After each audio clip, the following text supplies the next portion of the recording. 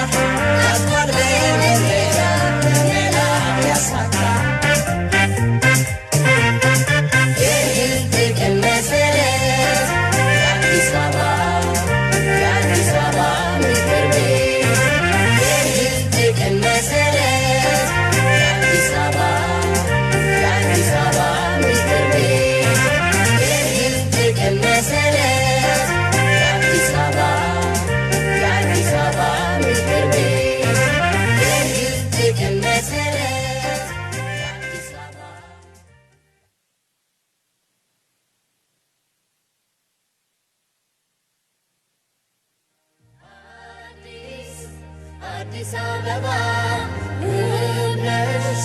ውብነሽ አበባ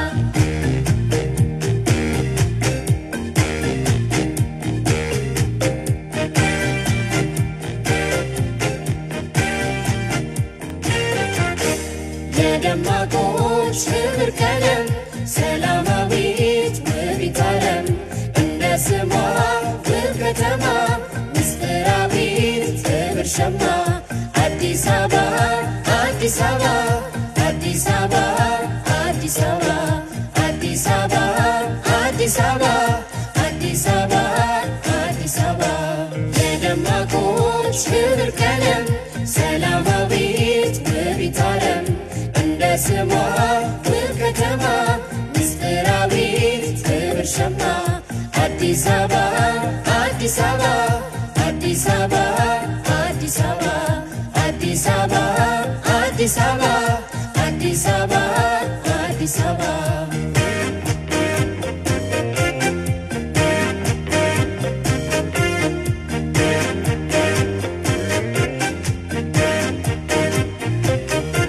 የያው ታሪክ ምስክር ያብረልዩ ልዩ ምድር የባህል ደሴት መዳረሻ የጥቁር ሕዝቦች መካሻ የዲፕሎማሲ ማዕከላችን ዓለም አቀፍ መዲናችን እናት ለዘመኑ ከተሞቻችን ቤታችን ነሽ እንቁ ፈርጣችን አዲስ አዲስ አዲስ አዲስ አዲስ አበባ አዲስ አዲስ አዲስ አዲስ አዲስ አበባ መዓዛዋ ልዩ አዲስ የአፍሪካ ግርማ ሞገስ ስሟ መኩሪያ የሚያድስ አበባዋ ዘውትር አዲስ አዲስ አዲስ አዲስ አዲስ አዲስ አበባ አዲስ አዲስ አዲስ አዲስ አዲስ አበባ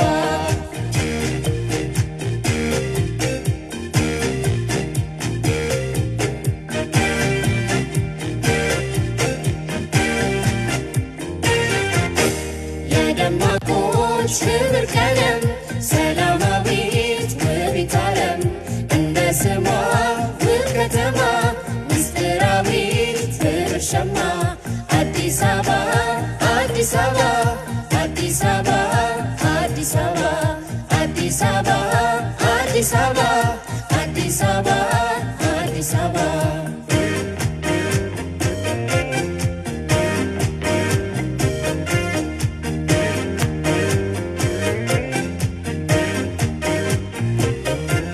አንድ ማደሪያ የጋራ ቤት የብዝሃነት የአብሮነት የሰው ተኮር ልማት ልማት የሰላማዊ ሰላም ሕይወት የብልጽግና መሰረት ማማችን ነሽ ኢትዮጵያዊነት የአንድነት ውብ ቀለበት ቃል ማሰሪያ ልዩ ድምቀት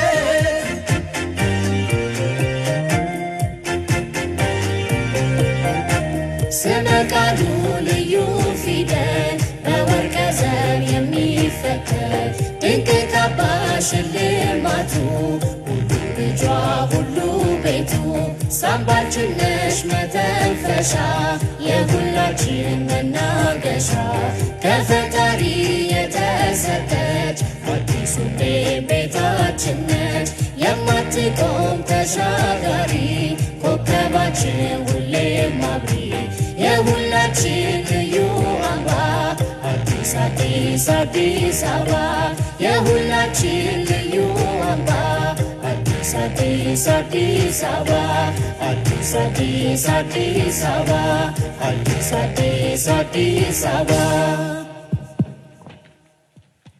የህፃናትና ወጣቶች ቲያትር ቤት ታዳጊዎችን ለዝማሬው እናመሰግናለን።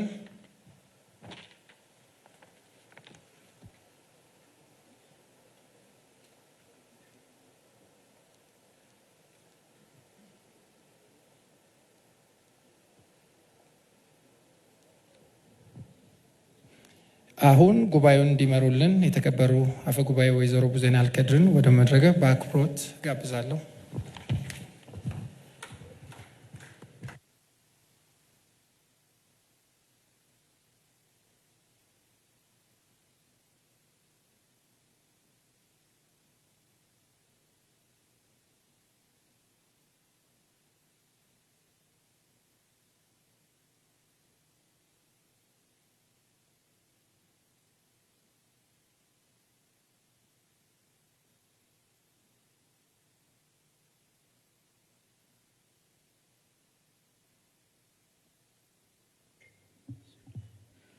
እንደምን አደራችሁ።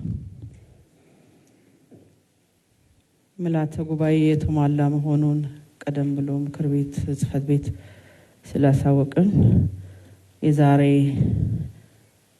5ኛ ዓመት የሥራ ዘመን 2ኛ መደበኛ ጉባኤ መጀመሩን አሳውቃለሁ። አጀንዳዎች አቀርባለሁ። አንደኛ አጀንዳችን 3ኛ ዙር የአዲስ አበባ ከተማ ምክር ቤት 5ኛ ዓመት የሥራ ዘመን 1ኛ መደበኛ ጉባኤ ቃለ ጉባኤ ላይ ተወያይቶ ማጽደቅ ነው። ሁለተኛ አዲስ አበባ ከተማ አስተዳደር አስፈጻሚ አካላት የ2018 በጀት ዓመት የመጀመሪያ 6 ወራት ሪፖርት ላይ ተወያይቶ ማጽደቅ ነው። ሶስተኛ አዲስ አበባ ከተማ አስተዳደር የመንግስት ግዢና ንብረት አስተዳደር ማሻሻያ ረቂቅ አዋጅ ላይ ተወያይቶ ማጽደቅ ነው። አራተኛ የዳኞች ሹመት ላይ ተወያይቶ ማጽደቅ ነው።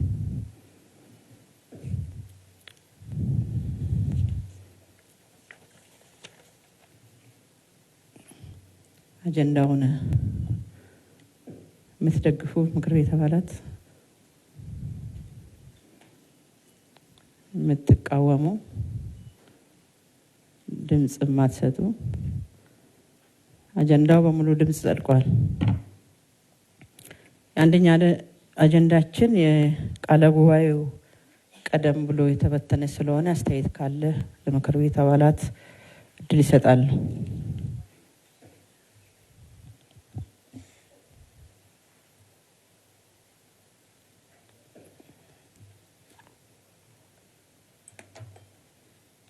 አጀንዳ ላይ አስተያየት ካለ ቃለ ጉባኤ ላይ አንድ ክብርት እዛ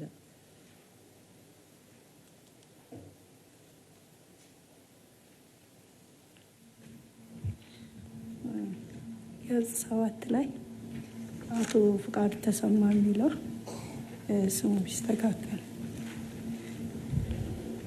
ገጽ 7 ላይ አቶ ፍቃዱ ተሰማ የተባለው ስሙ ይስተካከል።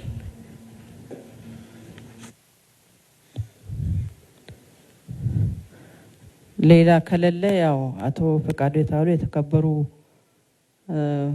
ፍቃዱ ተብሎ ይስተካከልና የምታጸድቁ የምትቃወሙ ድምጽ የማትሰጡ ቃለ ጉባኤ በሙሉ ድምጽ ጸድቋል። ሁለተኛ አጀንዳችን የአስፈጻሚ አካላት ሪፖርት እንዲያቀርቡ ክብርት የተከበሩ ወይዘሮ አዳነችን ወደ መድረክ ጋብዛለሁ።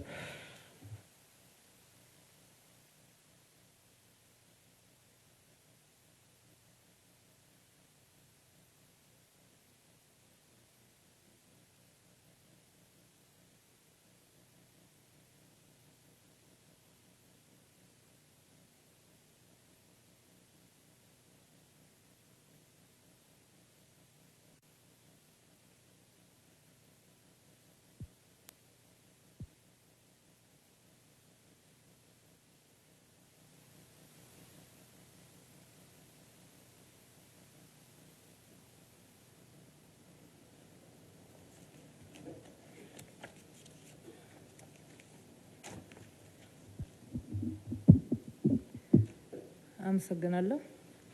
የተከበሩ አፈ ጉባኤ፣ የተከበራችሁ የምክር ቤት አባላት፣ ጥሪ የተደረገላችሁ እንግዶች፣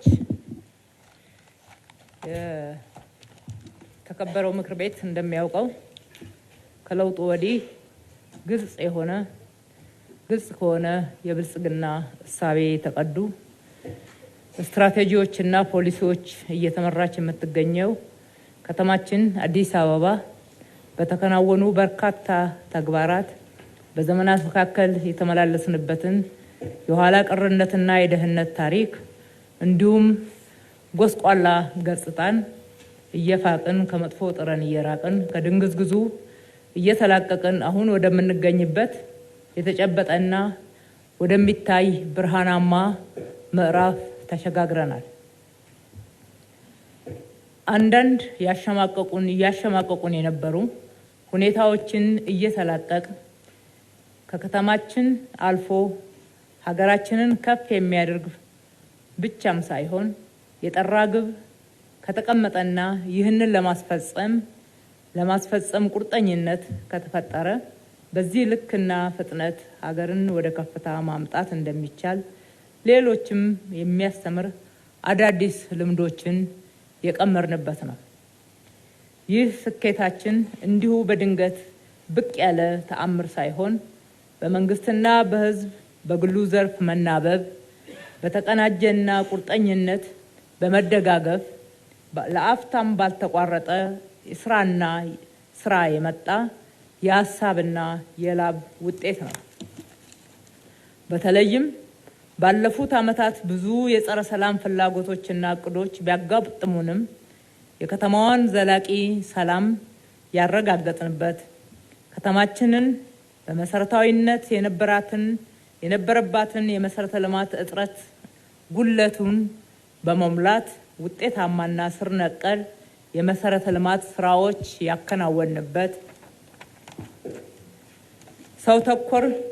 በሰው ተኮር መርሃ ግብር የነዋሪዎቻችንን የኑሮ ሁኔታ አኗኗር በአጠቃላይ በማጥናት ዝቅ ብለን ተመልክተን የሚፈሱ እንባዎችን ያበስንበት፣ የዘመሙ ጎጆዎችን በማቃናት ማህበራዊ ፍትህን ያሰፈንበት፣ የከተማዋን ገቢ በብቃት በመሰብሰብና ከብክነት በጸዳ መንገድ ከ70 እጅ በላይ ለዘላቂ ልማት ያዋልንበት፣ ህዝባችንን በታማኝነት ለማገልገል ያለንን ቁርጠኝነት በተግባር በመተርጎም የተቋም ግንባታን ቁልፍ ተግባር አድርገን በማቀድ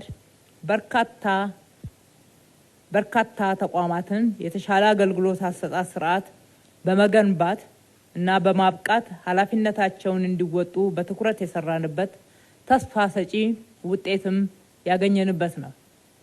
በጥቅሉ የከተማችንን ጎስቋላ ገጽታ በመቀየር ውብ፣ ጽዱ፣ አረንጓዴ፣ ለነዋሪዎቿ ምቹ፣ ለጎብኚዎች ሳቢና ዓለም አቀፍ ተወዳዳሪ እንድትሆን በ24/7 የሥራ መርሃ ግብር ተመርተን ውጤት ያስመዘገብንበት እንደሆነ ለተከበረው ምክር ቤትም ሆነ ለህዝባችን ግልጽ ነው። በዚህ አግባብ የከተማ አስተዳደር የ6 ወር እቅድ አፈጻጸምም በአማካኝ 95.3 የተሳካ ሲሆን ዋና ሪፖርቱንም እንደሚከተለው አቀርባለሁ። የሰላም የጸጥታና የፍትህ ዘርፍ አፈጻጸም ህዝቡን የሰላም ባለቤት ከማድረግ አኳያ የተለያዩ የህብረተሰብ ክፍሎችና አደረጃጀቶች በሰላም እሴት ግንባታ በሀገር ግንባታ መሰረታዊያን በሆኑ ሀገራዊ ጉዳዮች ዙሪያ ግንዛቤ በመፍጠርና የሰላም ኮንፈረንስ በማካሄድ ህዝብን የሰላም ባለቤት የማድረግ ቀጣይነት ያለው ስራ በመሰራቱ ከተማችን ፍጹም ሰላማዊ ሆና እንድትቀጥል ጉልህ አስተዋጽኦ አድርጓል። በተጨማሪም ከከተማዋ ነዋሪዎች፣ ሃይማኖት አባቶች፣ ሃይማኖት ተቋማት፣ የተለያዩ አደረጃጀቶች፣ የሰላም ሰራዊት፣ የጸጥታ ተቋሞቻችን ጋራ በመቀናጀትና በትብብር በመስራት በሂደቱም እየተጠናከረም በመሄዱ በሚሊዮኖች የሚቆጠሩ ታዳሚዎች የተሳተፉበት ሃይማኖታዊ፣ ባህላዊና ህዝባዊ የአደባባይ በዓላት ያለምንም ኮሽታ የህዝብን አብሮነት በማጠናከር እሴቶቹንና ሰላማዊነቱን ጠብቀው እጅግ ደማቅ ውብ ሆነው እንዲፈጸሙ ማድረግ ተችሏል። እንዲሁም ከ22,000 በላይ አዳዲስ የሰላም ሰራዊትን በመመልመልና በማሰልጠን ለጸጥታው ስራው አጋዥ እንዲሆን የተደረገ ሲሆን በየቀኑ የሰላም ሰራዊት አባላት ከጸጥታ ኃይል ጋር የተቀናጀ ስምሪት በመውሰድ የማይተካ አስተዋጽኦ አበርክተዋል። በከተማችን የሚስተዋሉ የደንብ መተላለፎችና ህገወጥ ተግባራትን ለመከላከል ለመቆጣጠርና ተፈጽሞም ሲገኝ ማረም እንዲቻል ብቁ በስነ ምግባር የታነጹ የደንብ ማስከበር ኦፊሰሮችን በ9 ዙር በማሰልጠን የተለያየ ደንብ መተላለፎች በተለይም ህገወጥ የመሬት ወረራ፣ ህገወጥ ግንባታ፣ ህገወጥ የጎዳና ላይ ንግድ፣ ህገወጥ እርድ፣ ህገወጥ የማስታወቂያ አጠቃቀም ሁኔታ፣ ህገወጥ የደረቅ ቆሻሻ አወጋገድ፣ ብክለት፣ አዋኪ ድርጊቶችና ህገወጥ የመንገድ አጠቃቀምን በመከላከል ረገድ ውጤታማ የሆነ ተግባር በደንብ ማስከበር በኩል ተከናውነዋል። የወንጀልና ወንጀል ነክ ድርጊቶችን ከመከላከልና ከመቆጣጠር አንጻር የወንጀል ምጣኔን ከመቀነስ አኳያ ከህገወጥ የጦር መሳሪያ ዝውውር፣ ከህገወጥ ገንዘብ ዝውውር፣ ከዝርፊያ፣ ከደረቅ ወንጀሎች ጋር በተያያዙ በርካታ እርምጃዎችን የመውሰድ ስራም ተከናውነዋል። በፍትህ ስርዓታችን የህግ የበላይነት በማስከበር ሰብአዊ መብት አያያዝ እንዲጎለብት ለማድረግ በርካታ ተግባሮች የተከናወኑ ሲሆን በፍትሐ ብሔር ጉዳዮች የከተማ አስተዳደሩና የነዋሪውን መብት ጥቅም ከማስጠበቅ አንጻር በፍርድ ቤት ክርክር ከቀረቡ 4140 መዝገቦች ውስጥ በፍርድ ቤት ውሳኔ ካገኙ 1491 መዝገቦች ሲሆኑ 1382ቱን ለአስተዳደሩ በማስወሰን የመንግስትና የህዝብ መብት ጥቅም በገንዘብ 3 ቢሊዮን ብር፣ በአይነት ደግሞ 101 ቤቶች፣ 19 ሼዶች፣ 178 ሄክታር መሬት ህጋዊነትን የማስከበር ስራ ተሰርቷል። በዚህም የአቃቢያን ህግ በመረጃና በማስረጃ ላይ ተመስርቶ በሀቅ ለህዝብ ተከራክሮ የማሸነፍ አቅም ማደጉን አይተንበታል። የተከበሩ አፈ ጉባኤ፣ የተከበራችሁ የምክር ቤት አባላት፣ አገልግሎት ከመስጠት አንጻር የከተማችንን ነዋሪዎች እንግልት ለመቀነስ ቃላችንን አክብረን በታማኝነት ለማገልገል አገልግሎት አሰጣጥን ለማሻሻል የተቋም ግንባታን ቁልፍ ተግባራችን አድርገን በማቀድ በርካታ ስራዎችን ስናከናውን ቆይተናል። በቴክኖሎጂ የሰው ኃይል ብቃትና ስነ ምግባርን ለማሻሻል ግልጽና ቀልጣፋ አሰራርን መተግበርን ዋና ዋና የትኩረት ማዕከል አድርገን ስንሰራ የቆየንበት ነው። ከዚህ አንጻር የአገልግሎት አሰጣጥ ስርዓቱን ዲጂታላይዝ ለማድረግ በተሰራው ስራ 23 አዳዲስ አገልግሎቶች በቴክኖሎጂ የተደገፉ እንዲሆኑ የተደረገ ሲሆን አሁን ላይም በአጠቃላይ 370 አገልግሎቶች በቴክኖሎጂ ታግዘው እንዲሰጡ ተደርጓል።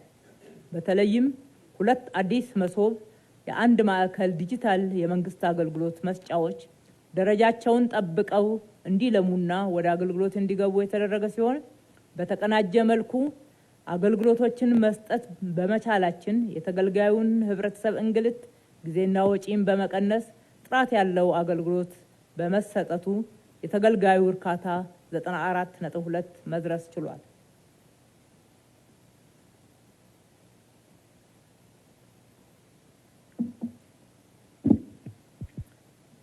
በቀጣይም ተጨማሪ ተቋማትና አገልግሎቶችን ወደ ማዕከላቱ የማስገባት ስራ በትኩረት የሚሰራ መሆኑ እንደተጠበቀ ሆኖ አገልግሎቱን ይበልጥ ተደራሽ ለማድረግ በቀሪዎቹ 9 ክፍለ ከተሞች እየተገነቡ ያሉ ደረጃቸውን የጠበቁ የመሶብ ማዕከላት በቅርቡ ወደ አገልግሎት የሚገቡ ይሆናል።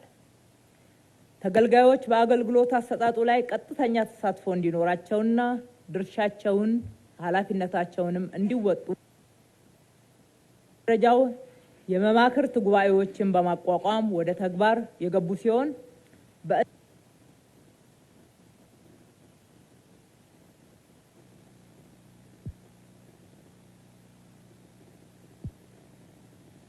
ይቅርታ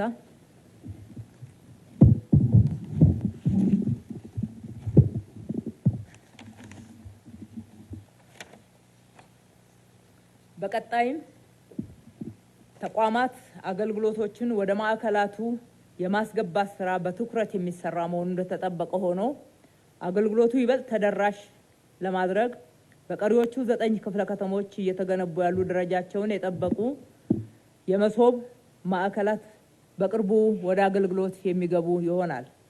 በተጨማሪም አገልጋዮችን ብቃት ያላቸው እንዲሆኑ በርካታ ስልጠናዎችና ድጋፎች እየተሰጡ ሲሆን ግብአት ማሟላትም ስራ በትኩረት ሲሰራ ቆይቷል።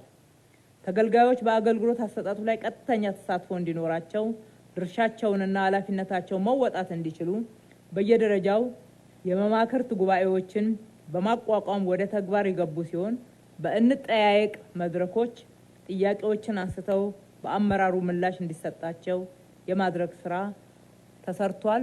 እንዲህ አይነት ስርዓቶችም ተዘርግተዋል። በተጨማሪም የከተማው ህዝብ ልሳን የሆነውን አዲስ ሚዲያ ኔትወርክን በመጠቀም በአገልጋዩ በዋርካ በምርመራ ጋዜጠኝነት ስራ እና በሌሎችም ፕሮግራሞች ህዝቡን በአገልግሎት አሰጣጡ ላይ ቀጥተኛ ተሳታፊና ሀሳቡን እንዲሰነዝር በማድረግ በመንግስትም የሚነሱ ጥያቄዎች ተለቅመው ተይዘው የሚፈቱበት ግልጽ የፊት ለፊት የመጠያየቂያ ስርዓት በመዘርጋት በሂደቱ በርካታ የተሻሉ ውጤቶችን ማግኘት ተችሏል። ለአብነትም በአገልጋዩ የቀጥታ ስርጭት የቴሌቪዥን ፕሮግራም የተቋም አመራሮች የህዝቡን አገልግሎት አሰጣጥ ቅሬታ በቀጥታ ስርጭት እንዲያዳምጡና አዳምጠው እንዲፈቱ የተደረገ ሲሆን በዚህ በሚዲያ የተነሱ የተገልጋዩ ጥያቄዎች መካከል 86 እጅ የሚሆኑት ጥያቄዎችና ጥቆማዎች ትክክለኛ ሆነው በመገኘታቸው ሙሉ በሙሉ እንዲሁም በከፊል መፈታታቸውን በመስክ ምልከታ ወቅት ማረጋገጥ ችለናል። ረቡዕና ዓርብ ላለፉት 3 ዓመታት የባለጉዳይ ቀን ሆነው አመራሩ በየደረጃው ቢሮ ተቀምጦ ህዝቡን እንዲያዳምጥና እንዲያገለግል ከማድረግም አንጻር የተሻለ አፈጻጸም መመዝገቡን በየጊዜው የሚካሄዱ የክትትል ድጋፍ ስራዎችና የተገኙ ውጤቶች አመላክተዋል። በሌላ በኩል ለተገልጋዩም ሆነ ለአገልጋዩ ምቹ የስራ አካባቢን በመፍጠር ተቋሞቻችንን ንጹህ፣ ሳቢ በማድረግ የተገልጋዩን ማረፊያዎች በማመቻቸት በተቋማት 183 የህፃናት ማቆያዎች፣ 100 የሰራተኛ ካፍቴሪያዎች እና 166 የሸማቾች ሱቆች ተቋቁመው አገልግሎት በመስጠት ላይ ይገኛሉ። ለመንግስት ሰራተኞች እንደ ሀገር በአመት 2 ጊዜ የተፈቀደውን የደሞዝ ጭማሪ ተግባራዊ በማድረግ እና እንደ ከተማ አስተዳደራችንም የምሳ ድጎማውን በእጥፍ በማሳደግ የሰራተኛውን ተነሳሽነት ማሻሻልና እንዲሁም በስራ አካባቢ ላይ ቆይቶ በትጋት ማገልገል እንዲጨምር ጥረት ተደርጓል። ይህ በዚህ እንዳለ ተገልጋዮችን በማንገላታት ተገቢ ያልሆነ ጥያቄ በመጠየቅ የተለያዩ ጥፋቶችን የፈጸሙ አገልጋዮችን ተጠያቂነት ከማስፈን አንጻር 61 አመራሮች፣ 126 ዳይሬክተሮች እና ቡድን መሪዎች እንዲሁም ከ3000 በላይ ሰራተኞች በአገልግሎት አሰጣጥ ላይ በፈጸሙት ጥፋት ተጠያቂ ተደርገዋል። የማህበራዊ ዘርፍ አፈጻጸም የከተማ አስተዳደሩ ባለፉት የለውጥ ዓመታት ለትምህርት ዘርፉ ልዩ ትኩረት በመስጠት ባደረገው ከፍተኛ ኢንቨስትመንት አበረታች ውጤት ማስመዝገብ ተጀምሯል።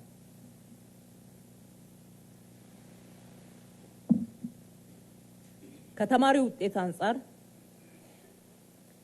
ውጤት አንጻር የ6ኛ ክፍል ከተማ አቀፍ ፈተና 50 እጅ በላይ ያመጡ ተማሪዎች በ2015 ዓመተ ምህረት ከነበረበት 80.2 በአሁኑ ወቅት 95 እጅ በማድረስ የተቻለ ሲሆን የ8ኛ ክፍል ከተማ አቀፍ ፈተና ከ50 እጅ በላይ ያመጡ ተማሪዎች በ2010 ከነበረበት 36.1 በአሁኑ ወቅት 88 እጅ ማድረስ ተችሏል። እንዲሁም የ12ኛ ክፍል ሀገር አቀፍ ፈተና ከ50 እጅ በላይ ያመጡ ተማሪዎች በ2013 ከነበረበት 25.4 በአሁኑ ወቅት ወደ 31 እጅ ከፍ ማድረግ ተችሏል።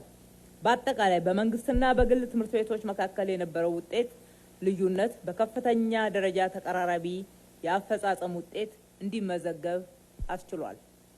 በተማሪዎች መካከል የትማማችነት የወንድማማችነት ሁኔታን ለማጎልበት ብዝሃነትን አክብሮ የሚቀበልና በሀገር አንድነት የማይደራደር ምክንያታዊ ትውልድን ለመፍጠር ያከናወናቸው ተግባራት የተማሪዎች ውጤትና ስነ ምግባር ቀጣይነት ባለው መልኩ እያደገ በመምጣቱ የጀመርነው የትውልድ ግንባታ ስራችን ለሀገር ብልጽግና መዳረሻ በትክክለኛ መንገድ ላይ እየሄደ መሆኑን ተገንዝበንበታል። የትምህርት ተሳትፎ ፍትሐዊነትን በማሳደግ በኩል ከቅድመ አንደኛ ደረጃ እስከ ሁለተኛ ደረጃ ትምህርት አጠቃላይ የተማሪዎች ቅበላ ከነበረበት 1,253,737 ወደ 1,334,830 የደረሰ ሲሆን ከባለፈው ተመሳሳይ ወቅት ጋር ሲነጻጸር የተማሪ ቁጥር በ81,093 እድገት አሳይቷል። ይህ ከፍተኛ የተማሪ ቁጥር ጭማሪ የከተማው ነዋሪ ብቻ ሳይሆን በተለያየ መልኩ ወደ አዲስ አበባ የሚደረገውንም ፍልሰት የሚያሳይ ነው። የትምህርት ፍትሐዊነትና አካታችነትን ለማስፈን በተደረገው ጥረት በሁሉም ትምህርት ቤቶች የልዩ ፍላጎት ትምህርትን በማስፋፋት ትምህርት ቤቶችን ለልዩ ፍላጎት ተማሪዎች አመቺ እንዲሆኑ በማድረግ የልዩ ፍላጎት ማዕከላት በማስፋፋት በጥቅሉ ከ124 ማዕከላት በላይ መድረስ ተችሏል። ይህም በ80 ትምህርት ቤቶች የራምፕ ጥገና፣ ራምፕ በሌላቸው 4 ትምህርት ቤቶች አዳዲስ የመገንባት ስራ፣ ለአይነ ስውራን ተማሪዎች የብሬን መጽሐፍ ህትመት በማከናወን እንዲሁም 36 ትምህርት ቤቶች ውስጥ የተለያዩ ግብአቶችን ድጋፍ በማድረግ ለአብነት የሄድፎን፣ የኬን የድምጽ ሰዓት፣ የድምጽ ካልኩሌተር መሳሪያዎች፣ የአካል ድጋፍ መሳሪያዎችና የተለያዩ ግብአቶች እንዲሟሉላቸው ተደርጓል። በተጨማሪም የተማሪ መማሪያ፣ የመምህራን መማሪያ መጽሐፍትን በድምጽ በመቅረጽ በማዘጋጀት በማሰራጨት የእይታ ችግር ያለባቸው ተማሪዎች ተጠቃሚ እንዲሆኑ በማድረግ ውጤታቸውም እንዲሻሻል አስችሏል። የትምህርት ቤቶችን መሰረተ ልማት ለማሻሻል ባለፉት 6 ወራት ትምህርት ለትውልድ ንቅናቄን መሰረት በማድረግ በተሰራው ስራ የከተማዋ ባለሀብቶች፣ ነዋሪዎች፣ የቀድሞ ተማሪዎች፣ መንግስታዊና መንግስታዊ ያልሆኑ ተቋማት በጥሬ ገንዘብ ከ637 ሚሊዮን በላይ፣ በአይነት ከ1.2 ቢሊዮን በላይ፣ በጉልበት ከ200 ሚሊዮን በላይ፣ በእውቀት ከ240 ሚሊዮን በላይ በድምሩ ከ1.3 ቢሊዮን በላይ ታቅዶ ክንውን ሲደረግ የቆየ ሲሆን ከ2.2 ቢሊዮን በላይ የሚገመት ሀብት መሰብሰብ ተችሏል። የተሰበሰበውም ሀብት የትምህርት ቤቶችን ደረጃ በማሻሻል ለመማር ማስተማሩ ሂደት ምቹ ሁኔታ መፍጠር የተቻለ ሲሆን በእነዚህ ተግባራትም የትምህርት ጥራትን የማረጋገጥ ቀሪ ተግባራትን ማከናወንና ጅማሮዎችን አጠናክሮ ማስቀጠል ይጠበቅብናል።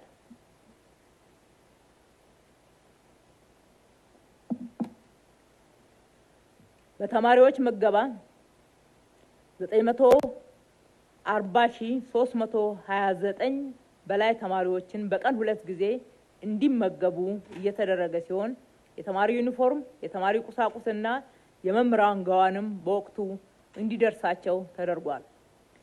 በቅድመ አንደኛ ደረጃና አንደኛ መካከለኛ ደረጃ ላይ ተግባራዊ በሆነው የተማሪ ምገባ ፕሮግራም ተማሪዎች በቀን 2 ጊዜ ጥራቱን የጠበቀና ጤንነቱ የተረጋገጠ የምገባ ፕሮግራምን ተግባራዊ በማድረግ ዘርፈ ብዙ ውጤቶችን አግኝተንበታል። ለአብነትም የተማሪዎችን ኢኮኖሚያዊ ጫና በሚታይ መልኩ መቀነስ የቻለና የተማሪ ወላጆችን ኢኮኖሚ ጫና በሚታይ መልኩ መቀነስ የቻለና ለበርካታ ወላጆች የስራ ዕድል ለመፍጠር የቻለ በከተማችን ያለው በተለይም በኢኮኖሚ ጫና ምክንያት ትምህርታቸውን የሚያቋርጡ ተማሪዎች መጠነ ማቋረጥን የቀነሰ በተማሪዎች መድገም በኩልም ጉልህ በሆነ መልኩ መቀነስ ያስቻለ እንዲሁም በተማሪዎች መካከል የእኩልነት ስሜትን በማዳበር የስነ ልቦና ጫናን የሚከላከል መሆኑ ግልጽ ነው። ከጤና መሰረተ ልማት አገልግሎት አሰጣጥ አንጻር የጤና አገልግሎት ጥራት አመላካቾች መሰረት የእናቶች ሞት ምጣኔ፣ የጨቅላ ህፃናት ሞት ምጣኔ እንዲሁም የድንገተኛ የአስተኝቶ ሕክምናና የጽኑ ህሙማን ሞት ምጣኔ በሁሉም መለኪያዎች ከእቅዳችን በላይ ያከናወንን ሲሆን በእነዚህ መለኪያዎች በአገር አቀፍ ደረጃ እንዲሁም በ2030 ዘላቂ ልማት ግቦች በማድረግ በማደግ ላይ ላሉ ሀገራት እንዲያሳኩ የተያዘው የጤና ዘርፍ ኢላማዎችን በሚገባ ማሳካት ችለናል። የዲጂታል ጤና መረጃ አያያዝ አንጻርም የኤሌክትሮኒክ ጤና መረጃ አያያዝ ስርዓት በመተግበር ወረቀት አልባ ያደረጉ ተቋማትን በእቅድ ከ57 ወደ 63 የጤና ተቋማት ለማሳደግ ታቅዶ በሁሉም ሆስፒታሎቻችን በአጠቃላይ በ67 ጤና ተቋማትና ከዛ በ67 የጤና ተቋማት ላይ በመተግበር ከእቅዳችን በላይ የጤና መረጃ ስርዓቱን ሙሉ ለሙሉ ወረቀት አልባ ማድረግ ተችሏል። የማህበረሰብ አቀፍ ጤና መድን አገልግሎትን ከማጠናከር አንጻር የከተማ አስተዳደሩ ለፕሮግራሙ በየዓመቱ 1 ቢሊዮን ብር በላይ ድጋፍ በማድረግ ከፍተኛ አስተዋጽኦ ያደረገ ሲሆን የአባላትንም ሽፋን ከማሳደግ አንጻር አምና ከነበረበት 2.57 ሚሊዮን በዚህ ዓመት ወደ 2.7 ሚሊዮን በማሳደግ በእቅድ በተያዘው መሰረት የተከናወነ ለህዝባችንም ያለንን ውግንና በተግባር ያረጋገጥንበት ነው። የጤና ተቋማትን ፍትሃዊ ተደራሽነት ለማሳደግ በተያዙ ስራዎች 9 አዳዲስ የጤና ጣቢያዎች ተመርቀው ወደ ስራ እንዲገቡ የተደረገ ሲሆን ከዚህ ጎን ለጎን 13 ጤና ጣቢያዎችን በነበሩበት እንደገና በመገንባት ሰፊ የማስፋፊያ ግንባታ ተከናውኖላቸው ወደ አገልግሎት እንዲገቡ ተደርጓል። ከዚህ በተጨማሪም በዘውዲቱ ሆስፒታል ነባሩን የሆስፒታል አቅም ከእጥፍ በላይ የሚያሳድግ የላቀ ሕክምና ማዕከልን በመገንባት በዘመናዊ የሕክምና መሳሪያዎች በማደራጀት ለህብረተሰቡ አገልግሎት መስጠት ጀምሯል። በተጨማሪም የራስ ደስታ ዳምጠው መታሰቢያ ሆስፒታልና የዳግማዊ ምኒልክ ሪፈራል ሆስፒታልን ግዙፍ ማስፋፊያ እንዲኖራቸው በማድረግ በዘመናዊ ሕክምና ግብአቶች የተደራጁና ለአገልግሎት ዝግጁ እየተደረጉ የሚገኙ ሲሆን ሁሉም ሆስፒታሎች የየራሳቸው ኦክሲጂን ማምረቻዎችና ዘመናዊ የኦክሲጂን አገልግሎት መስጫ አሰራር እንዲኖራቸው ተደርጓል።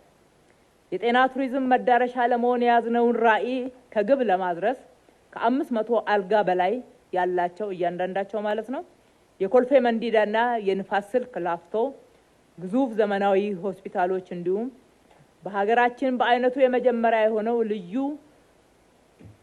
የመጀመሪያና ልዩ የሆነው ከ511 በላይ አልጋዎች የሚኖሩት የገላን ትራውማ ሴንተር ሆስፒታልን ጨምሮ በአጠቃላይ 3 ሆስፒታሎች ግንባታቸው ተጠናቆ የሕክምና መሳሪያዎችን ለማሟላት ዝግጁ ተደርገዋል። አዲስ አበባን ህፃናትን ለማሳደግ የምትመች ምርጧ የአፍሪካ ከተማ ለማድረግ በሰነቀነው ራዕይ መሰረት ይህንን ራዕይ ለማሳካት የወጠነው የቀዳማይ ልጅነት ፕሮግራም ስኬታማ የሆነ አፈጻጸም አሳይቷል። የከተማችን 1.3 ሚሊዮን የሚደርሱ ህፃናትን በተለይ ደግሞ 330 ሺህ ከአነስተኛ ገቢ ካላቸው ቤተሰብ የተገኙ ህፃናትን ለመድረስ የሚያስችል ልዩ መርሃ ግብር ተቀርጾ እየተሰራ ነው። ፕሮግራሙ ከተጀመረ ከ2015 ጀምሮ ከ5000 በላይ የህፃናት መጫወቻዎችንና ከ1000 በላይ የህፃናት ማቆያዎችን ገንብተን ለአገልግሎት ክፍት ማድረግ ችለናል። ከዚህም በተጨማሪ ለህፃናት ሳንሰስት በወሰነው ውሳኔ መሰረት በካዛንቺስ መልሶ ማልማት ላይ 5 ሄክታር መሬት የህፃናትን ዓለም እንዲሁም በ1 ሄክታር መሬት ላይ አዲስ አኳሪየምን እየገነባን ነው።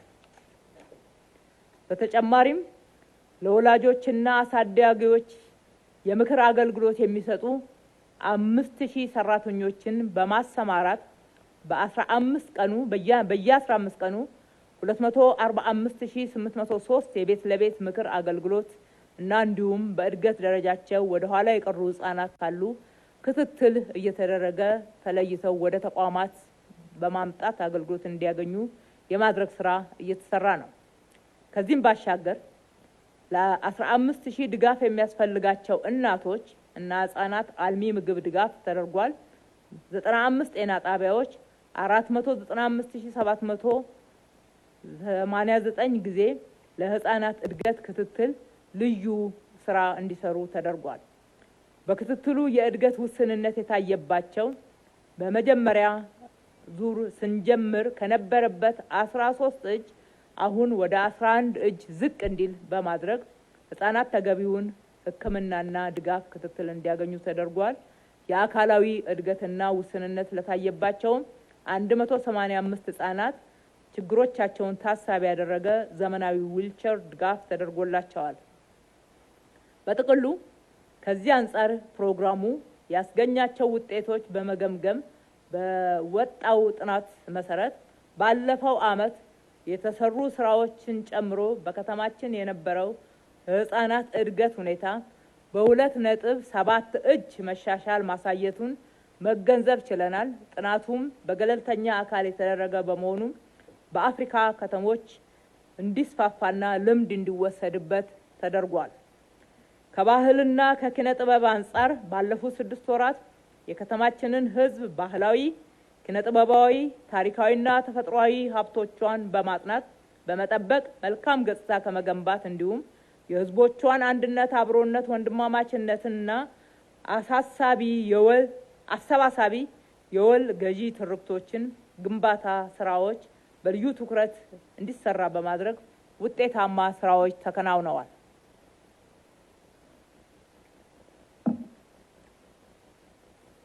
በኪነ ጥበብ ዘርፉ የኪነ ጥበብ ዘርፉን አቅምና የህብረተሰቡን ተጠቃሚነት ሊያሳድጉ የሚችሉ 380 የስነ ጽሁፍ ስራዎች ተደራሽ ለማድረግ ታቅዶ በታቀደው መሰረት መፈጸም ተችሏል።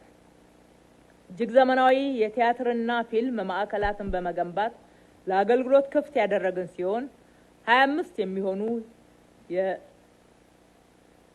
የሚሆኑ እይታዊ የኪነ ጥበብና የጥበብና ክንውን መልቲሚዲያ ስራዎች፣ የስዕል ኤግዚቢሽኖች፣ የቶክ ሾው ስልጠናዎችና ኩነቶች ተካሂደዋል። እንዲሁም በከተማዋ መንግስታዊ ኩነቶችን ተከትሎ 245 የሚሆኑ የኪነ ጥበብ መድረኮችና ኩነቶች በማዘጋጀትና በማስተባበር እንዲከናወን ተደርጓል። የቱሪዝም ኢንዱስትሪውን ለከተማችን እድገት ያለውን ማህበራዊና ኢኮኖሚያዊ አስተዋጽኦ ለማሳደግ በርካታ የቱሪስት መዳረሻዎች እንዲለሙ ተደርገዋል።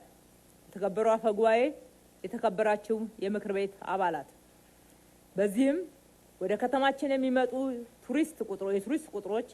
የቱሪስት ቁጥር ከጊዜ ወደ ጊዜ በፍጥነት እየጨመረ ይገኛል። ባለፉት 6 ወራት ከተማችንን ይጎበኛሉ ተብሎ ከታቀደው 4.7 ሚሊዮን የሀገር ውስጥና የውጭ ቱሪስት 4.9 ሚሊዮን ከእቅዳችን በላይ ቱሪስቶች መዲናችንን መጎብኘት ችለዋል። በተመሳሳይ 699,761 ቱሪስቶች ከተማችን ከተለያዩ ዓለማት መጎብኘት የቻሉበት ውጤት ተመዝግቧል። ይህም ከባለፈው ዓመት ተመሳሳይ ወቅት ጋር ሲነጻጸር በ15 እጅ ብልጫ አሳይቷል። ከተማችንን የቱሪዝም ኮንፈረንስ ማዕከል ለማድረግ ያከናወናቸው በርካታ የልማት ስራዎች፣ ሜጋ ፕሮጀክቶች ፍሬ በማፍራት በከተማችን ውስጥ የሚገኙ ኩነቶች ጨምረዋል። ባለፉት 6 ወራት 150 የሚሆኑ ዓለም አቀፍና አህጉር አቀፍ ኩነቶች በአዲስ አበባ ተካሂደዋል። ይህም ከባለፈው ዓመት ጋራ ሲነጻጸር ተመሳሳይ ወቅት ጋራ ሲነጻጸር የ50 እጅ እድገት አሳይቷል። በአጠቃላይ ከሀገር ውስጥ እንዲሁም ከውጭ ሀገር የቱሪስት ፍሰት ባለፉት 6 ወራት 155 ቢሊዮን ብር ወደ ኢኮኖሚው እንዲፈስ ተደርጓል። የተከበሩ አፈ ጉባኤ፣ የተከበራቸው የምክር ቤት አባላት፣ የኢኮኖሚው ዘርፍ አፈጻጸም የስራ ስምሪት አገልግሎትን በማስፋትና ለስራ ፈላጊ ዜጎች ዘለቄታዊ የስራ እድሎችን በመፍጠርና የምግብ ዋስትና እጦትን ተጋላጭነትን በመከላከል ደህንነትን ከመቀነስ አኳያ ለ178,500 ነዋሪዎቻችን የስራ እድል ለመፍጠር በእቅድ የተያዘ ሲሆን 195,112 ከእቅድ በላይ ቋሚ የስራ እድል መፍጠር ተችሏል።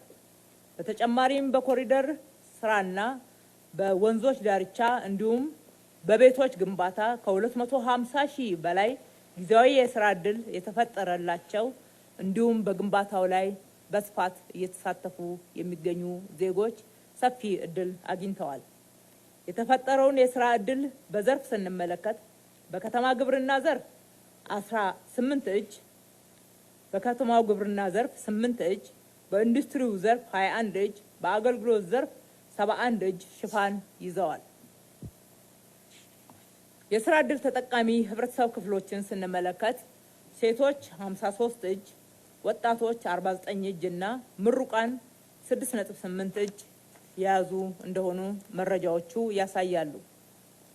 በከተማ ልማታዊ ሴፍትኔት ፕሮጀክት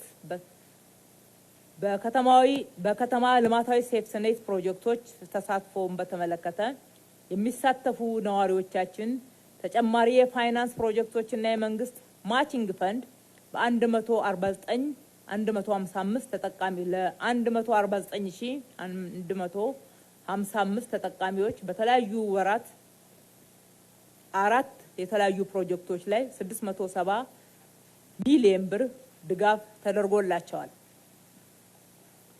ከክህሎት ልማት ስራዎች አንጻር የመደበኛ ሰልጣኝ ቅበላ በክህሎት መር የአጭር ጊዜ ስልጠና 178,500 ሰልጣኞችን ለማሰልጠን ታቅዶ ወንድ 104,942 ሴት 162,020 በድምሩ 266,962 ማሰልጠን ተችሏል። የኢንተርፕራይዝ እና ቴክኖሎጂ አገልግሎቶችን በተመለከተ ለኢንተርፕራይዝ እና ለጥቃቅን አምራች ኢንዱስትሪዎች የገበያ ትስስር ለመፍጠር ለ50,631 አንቀሳቃሾች ላሏቸው 9,116 ኢንተርፕራይዞች የብር 10 ቢሊዮን አገር ውስጥ የገበያ ትስስር ተፈጥሮላቸዋል። የኢንዱስትሪውን ሰላምና ምርታማነት ለማጠናከር የአሰሪና ሰራተኛ ጉዳይ ስራዎችን በመደገፍ 1 የአሰሪዎችና 28 የሰራተኞች ማህበርን በማደራጀት እውቅና ሰጥተናል። በኢትዮጵያ ታምርት በሚለው መርሃ ግብር መሰረት ኢንዱስትሪዎችን በመደገፍ የማምረት አቅማቸውና የምርት ጥራታቸው በየጊዜው እንዲጨምር ተደርጓል።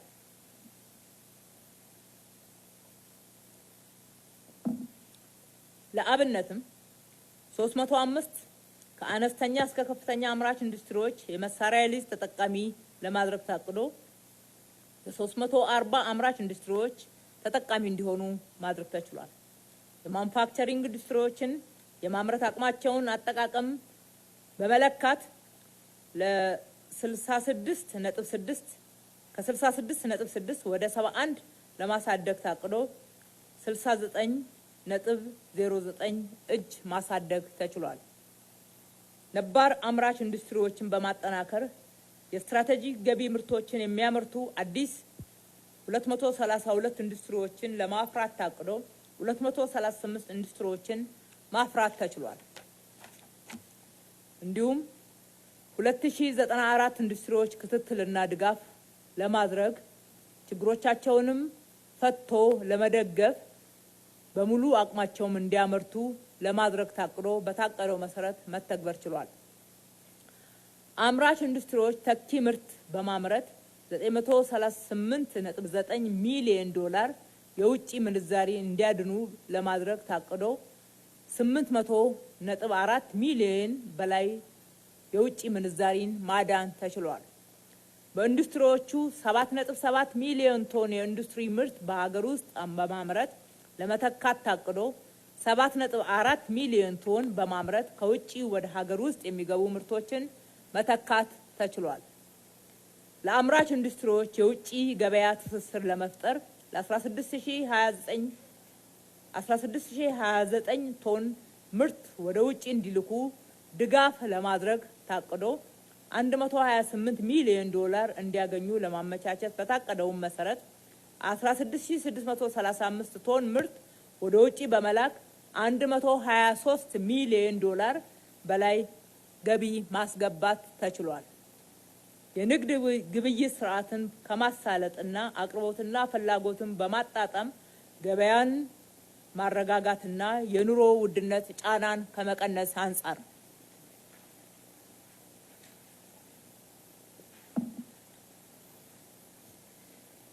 የሰብል አቅርቦት 688153 ኩንታል በላይ፣ አትክልትና ፍራፍሬ ከ3,999,375 በላይ፣ ዳልጋ ከብት በግና ፍየል ከ2,127,208 በላይ በማቅረብ ገበያውን ማረጋጋት የተቻለ ሲሆን በተጨማሪም በድጎማ የሚቀርቡ ምርቶችን በተለይ በየቀኑ በሚሊዮኖች የዳቦ አቅርቦት እንዲጨምር 12,601,755 ሊትር የምግብ ዘይት እንዲቀርብ 242,892 ኩንታል 12,601,755 ሊትር የምግብ ዘይት 242,892 ኩንታል ስኳር በማቅረብ የከተማችንን ነዋሪዎች የኑሮ ጫና በማቃለልና በዚሁም ዝቅተኛ ገቢ ያላቸውን መደጎም ተችሏል። የገበያ መሰረተ ልማትን ስብራት በመጠገን በአምስቱም የከተማችን መግቢያ በሮች በሰራናቸው የገበያ ማዕከላት በተጨማሪም በዚህ 6 ወር ውስጥ የላፍቶ ቁጥር 2 ገበያ ማዕከልን ወደ አገልግሎት በማስገባት ምርት በዘላቂነት ወደ ከተማዋ እንዲገባ ከመደረጉም በላይ የደላላ ሰንሰለትን በመበጣጠስና የግብይት መዳረሻዎችን በማስፋት ስታንዳርዳቸውን በማስጠበቅ የከተማውን ሸማች ማህበረሰብ ኑሮ ጫና የማቃለል ስራ ተሰርቷል። እንዲሁም ቅዳሜና እሁድ የገበያ ማዕከላት በ2017 ከነበረበት 219 የገበያ ማዕከላት ወደ 245 ከፍ በማድረግ ነዋሪዎች በቅርባቸው በደጃቸው ወጪ ሳያወጡ ትራንስፖርት ሳያወጡና ሳይንገላቱ ምርትን በተመጣጣኝ ዋጋ እንዲሸምቱ ማድረግ ተችሏል። 245 ገበያዎች ውስጥ ከ245ቱ ገበያዎች ውስጥ 231ዱ ስታንዳርድ ወጥቶላቸው ስታንዳርዳቸውን የጠበቁ እንዲሆኑም ተደርጓል።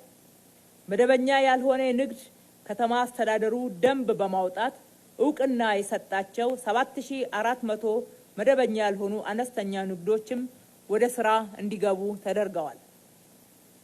የንግድ ስርዓት ህጋዊነትን ከማስፈን አንጻር ለ230,013 የንግድ ድርጅቶች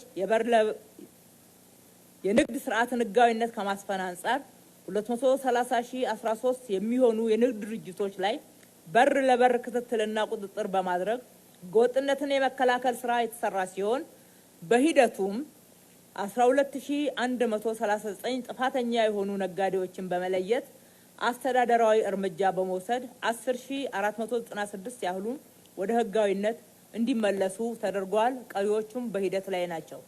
በተለይም እነኚህ ነጋዴዎች በድንገት ነዋሪው ላይ ባልተጠበቀ ሁኔታ ምክንያታዊ ያልሆነ ዋጋ መጨመር ውስጥ የተሳተፉ እንደሆኑ ማረጋገጥ ተችሏል።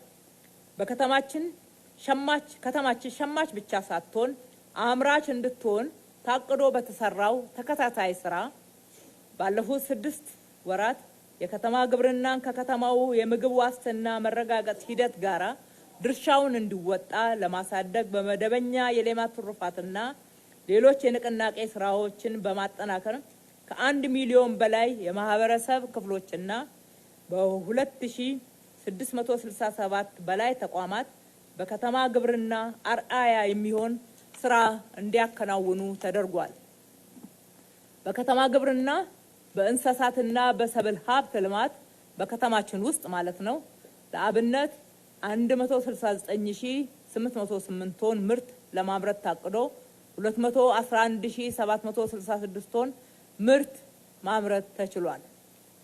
የከተማ ግብርና ተጠቃሚዎችን ቤተሰቦቻቸውን ፍጆታ በራሳቸው ከመሸፈን ባለፈ ገበያን በማረጋጋት በኩል ጉልህ ሚና እንዲጫወቱ የሚያስችል አስተዋጽኦ ማድረግ ተችሏል። ኢንቨስትመንትን በተመለከተ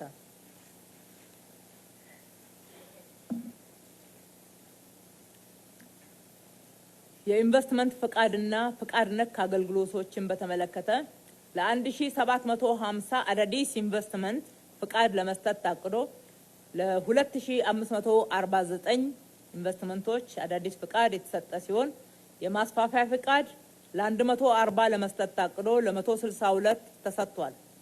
የለውጥ ማሻሻያ ወይም የማሻሻያ ፍቃድ ለጠየቁ 193 ኢንቨስትመንት ፍቃዶች ክንውን ለማድረግ ታቅዶ ለ188 የኢንቨስትመንት ፍቃድና የለውጥ ጥያቄ ላቀረቡ አገልግሎት ተሰጥቷል። የኢንቨስትመንት ፍቃድ ለጠየቁ 1000 ኢንቨስትመንት አድራጊዎች ለ981 ለ981ዱ ተሰጥቷል። እንዲሁም የውጭ ዜጎች የስራ ፍቃድ 42 በመስጠት በእቅዱ መሰረት ማከናወን ተችሏል። የመንግስት ንብረት አስተዳደርን በተመለከተ የተከበሩ አፈ ጉባኤ፣ የተከበራችሁ የምክር ቤት አባላት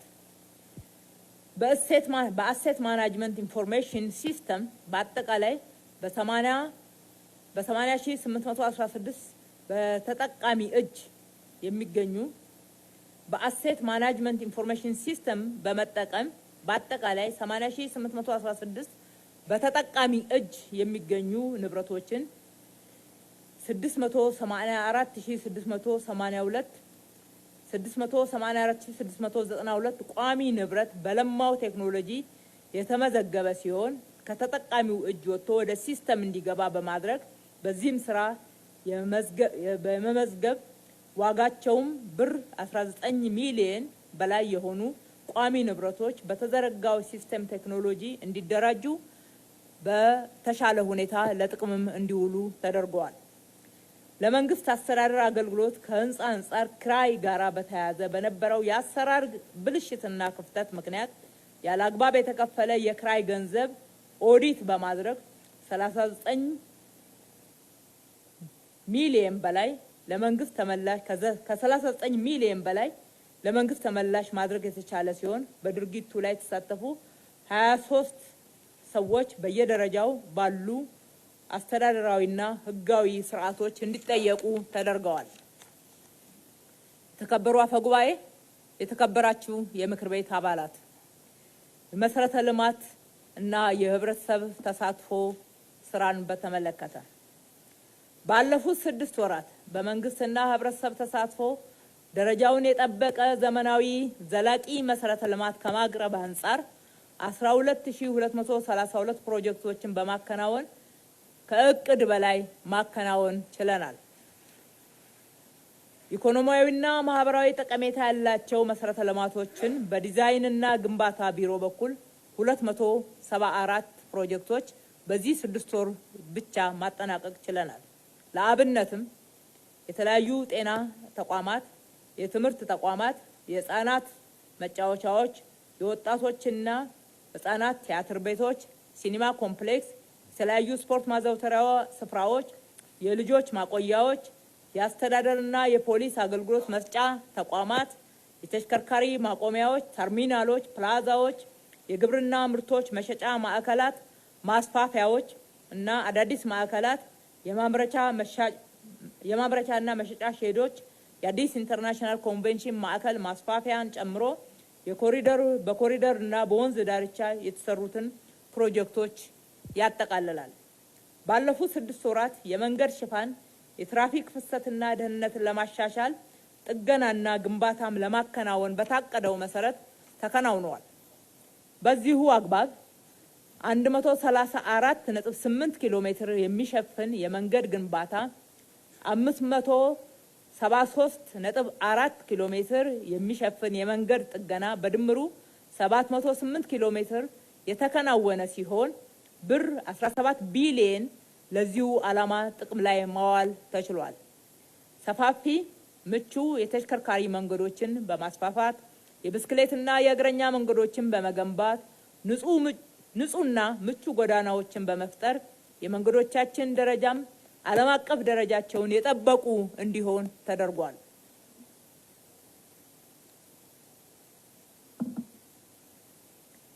በውሃ ልማት ዘርፍ የከተማዋን የውሃ አቅርቦት ሽፋን በበጀት ዓመቱ በመጨረሻ በቀን 60,000 ሜትር ኩብ የሚያሳድጉ የተለያዩ የውሃ ስራዎች ፕሮጀክቶች ተቀርጸው ተግባራዊ በመደረግ ላይ ይገኛሉ።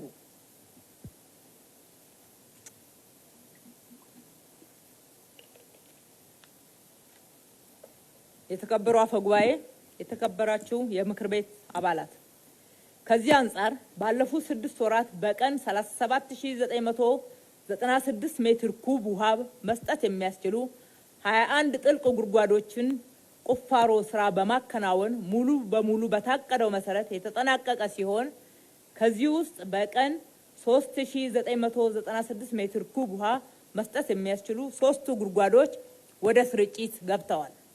በሌላ በኩል በቀን 100,000 ሜትር ኩብ ውሃ ማምረት የሚያስችለው የጭቋላ ዌልፊልድ የውሃ ልማት ፕሮጀክት ጋር ተያይዞ 24 ጉድጓዶች ውስጥ የ20 ጉድጓዶች ቁፋሮ ስራ በታቀደው መሰረት ሙሉ ለሙሉ የተጠናቀቀ ሲሆን እነዚህ የተቆፈሩ ጉድጓዶች ወደ ስርጭት ሲስተም ለማስገባት የሚያስችል ቀጣይ ስራ እየተሰራ ይገኛል።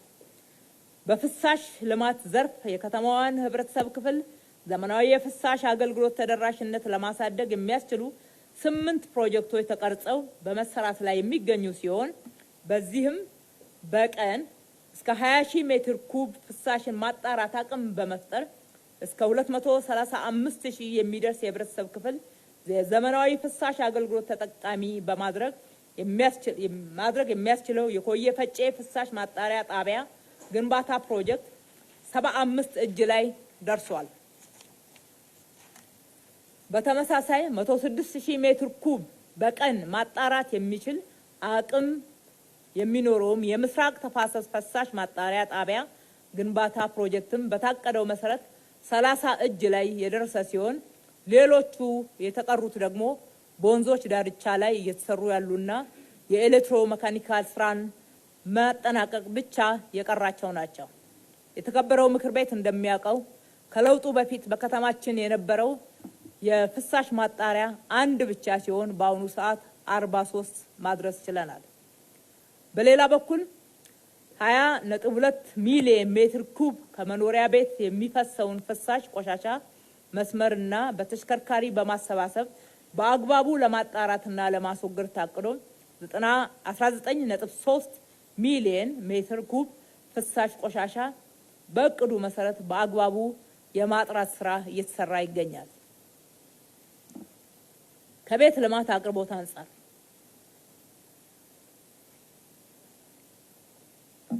የተከበሩ አፈ ጉባኤ፣ የተከበራችሁ የምክር ቤት አባላት፣ በቤት ልማት አቅርቦት ታቅዶ በተሰራው ስራ አግባብ በመንግስት በጀትና በበጎ አድራጎት 11,550 የመኖሪያ ቤትና 707 የንግድ ቤቶችን በድምሩ 12,257 የመኖሪያና የንግድ ቤቶችን ለልማት ተነሺዎች፣ ለሀገር ባለውለታዎች በጨረታና በመልካም አስተዳደር ታይቶ ሊተላለፍላቸው ለሚገባ አካላት በዚህ 6 ወር ውስጥ ማስተላለፍ ችለናል።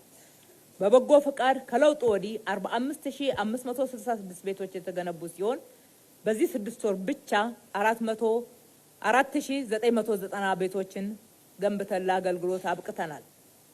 በመንግስትና የግል አጋርነት በከተማው በጀት በመንግስትና የግል አጋርነት እንዲሁም በከተማው በጀት ሊገነቡ ከታቀዱ 100,000 ቤቶች ውስጥ 97,000 ቤቶች ወደ ግንባታ ሂደት የገቡ ሲሆን ሁሉንም በተያዘላቸው ጊዜ ገደብ ውስጥ ለማጠናቀቅ ዘርፈ ብዙ ርብርብ እያደረግን እንገኛለን። እንዲሁም በ65 የህብረት ስራ ማህበራት ለተደራጁ 5110 የቤት ገንቢዎች ጠንካራ ድጋፍ በመደረጉ 42 ማህበራት ወደ ግንባታ ምዕራፍ ተሸጋግረዋል። በግልና በሪል ስቴት የሚገነቡ ቤቶች ክንውን 13,517 የተከናወነ ሲሆን በኮሪደር የለሙ 810 የንግድ ቤቶችን በልማት ለተነሱ አነስተኛ ነጋዴዎች ለማስተላለፍ አሁንም ቅድመ ዝግጅት ተደርጓል። ባለፉት 6 ወራት ብቻ 1.5 ቢሊዮን ብር በማሰባሰብ ለባንክ ተመላሽ በማድረግ የቦንድ ብድር ጫናን መቀነስ የቻልን ሲሆን በአጠቃላይ ከለውጡ ወዲህ ለጋራ መኖሪያ ቤቶች መገንቢያ ከንግድ ባንክ ከተወሰደው ብድር ከነወለዱ 61.2 ቢሊዮን ብር መክፈል ችለናል። ቀሪውንም ዕዳ ለመክፈል ዘርፈ ብዙ ጥረቶቻችንን ቀጥለናል። የመንግስትና የግል አጋርነት በሀገራችን አዲስ ቢሆንም አዲስ አበባ በፍጥነት ወደ ተግባር በመግባት በተሰራው ዘርፈ ብዙ ስራ ከ70 በላይ ፕሮጀክቶች በመንግስትና የግል አጋርነት ወደ ስራ ማስገባት የተቻለ ሲሆን ከብር 1.3 ትሪሊየን በላይ ካፒታል ኢንቨስትመንት መሳብ ተችሏል። ለዚህ ስራ መሳለጥ የከተማው አስተዳደሩም ከ1100 ሄክታር በላይ መሬትና መሰረተ ልማት አቅርቦትን ለልማት ስራው እንዲሳለጥ ለማድረግ ማቅረብ ችሏል። ከተማችንን ውብ፣ ማራኪ፣ ንጹህ እንዲሁም አረንጓዴ ሆና እንድትታይ በመዋቅራዊ ፕላኑ በተቀመጠው አሰራር አግባብ አረንጓዴ መሰረተ ልማትን በማልማትና በመንከባከብ የነፍስ ወከፍ አረንጓዴ ሽፋን በ2016 ከ18 እጅ ወደ 22 እጅ በ2016 ከነበረበት 18 እጅ ወደ 22 እጅ ማሳደግ ተችሏል። ከለውጡ በፊት እንደምናስታውሰው በ2011 የከተማችን አረንጓዴ ሽፋን 2.8 እጅ እንደነበረ ማስታወስ ያስፈልጋል። ከህብረተሰቡና ከባለድርሻ አካላት ለአካባቢው ልማትና ለማህበረሰብ ኃላፊነት በመወጣት ረገድ ደንብ ወጥቶ ለአገልግሎት ምቹ የሆነ ስርዓት በመዘርጋቱ በጥሬ ገንዘብ፣ በአይነት፣ በጉልበት በተደረገ አስተዋጽኦ 4990 የአቅመ ደካማ የአገር ባለውለታዎች እንዲሁም ለልማት ተነሺዎች ቤቶችን የገነባን መሆኑ እንደተጠበቀው ነው። 81 ኪሎ ሜትር የኮብልስቶንና ነባሮቹን የመጠገን ስራ፣ 35 የውስጥ ለውስጥ መንገድ መብራቶችን፣ 28 የኮሚኒቲ ፖሊሲንግ ግንባታ፣ 30 አነስተኛ የአካባቢ የድልድይ ግንባታ፣ 68 የጋራ መጸዳጃ ቤቶች ግንባታ፣ 36 ኪሎ ሜትር የጠጠር መንገድ፣ 60 ኪሎ ሜትር የቴራዞና የመሳሰሉት የእግረኛ መንገዶችን ማህበረሰቡ ተሳትፎ ማከናወን ችሏል። እንዲሁም ብሎኮችን ለነዋሪው ምቹ ከማድረግ አንጻር 400 ብሎኮችን ሞዴል ለማድረግ ታቅዶ 648 ብሎኮች በአሁኑ ሰዓት የሞዴል ስታንዳርድን ማሟላት ችለዋል።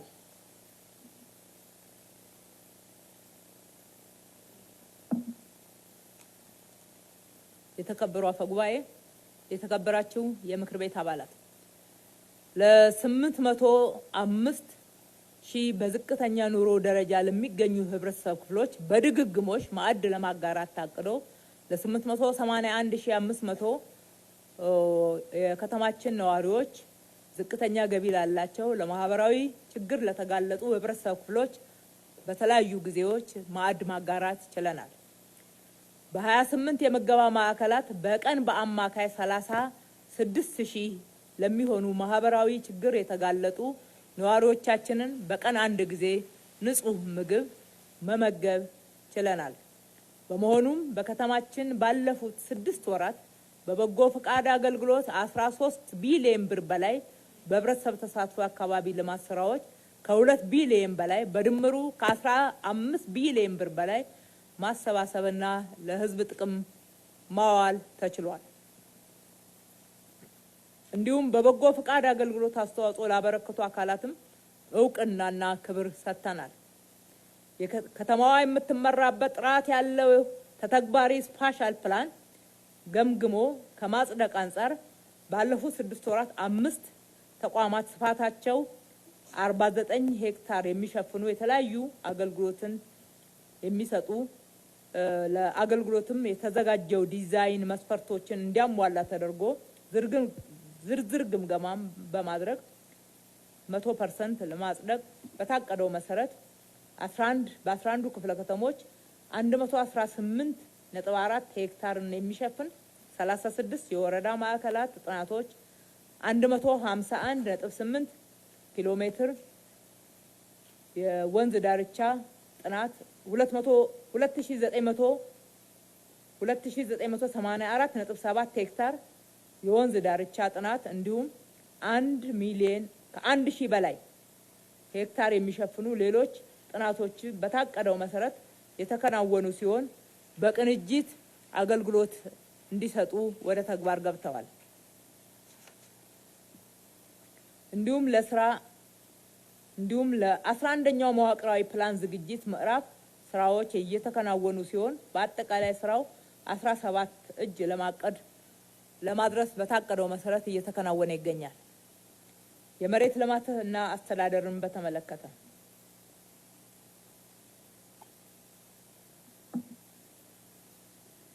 የተከበሩ አፈጉባኤ፣ የተከበራችሁ የምክር ቤት አባላት፣ የኦንላይን አገልግሎትን ለማሳለጥ ባለፉት 6 ወራት 13669 ካርታዎች ታትመው እንዲሰራጩ ተደርገዋል።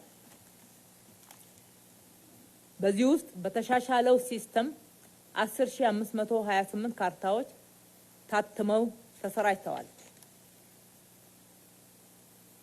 ይቅርታ፣ የኦንላይን አገልግሎት ለማሳለጥ ከተጀመረበት ጊዜ ጀምሮ 13669 ካርታዎች ታትመው ተሰራጭተዋል።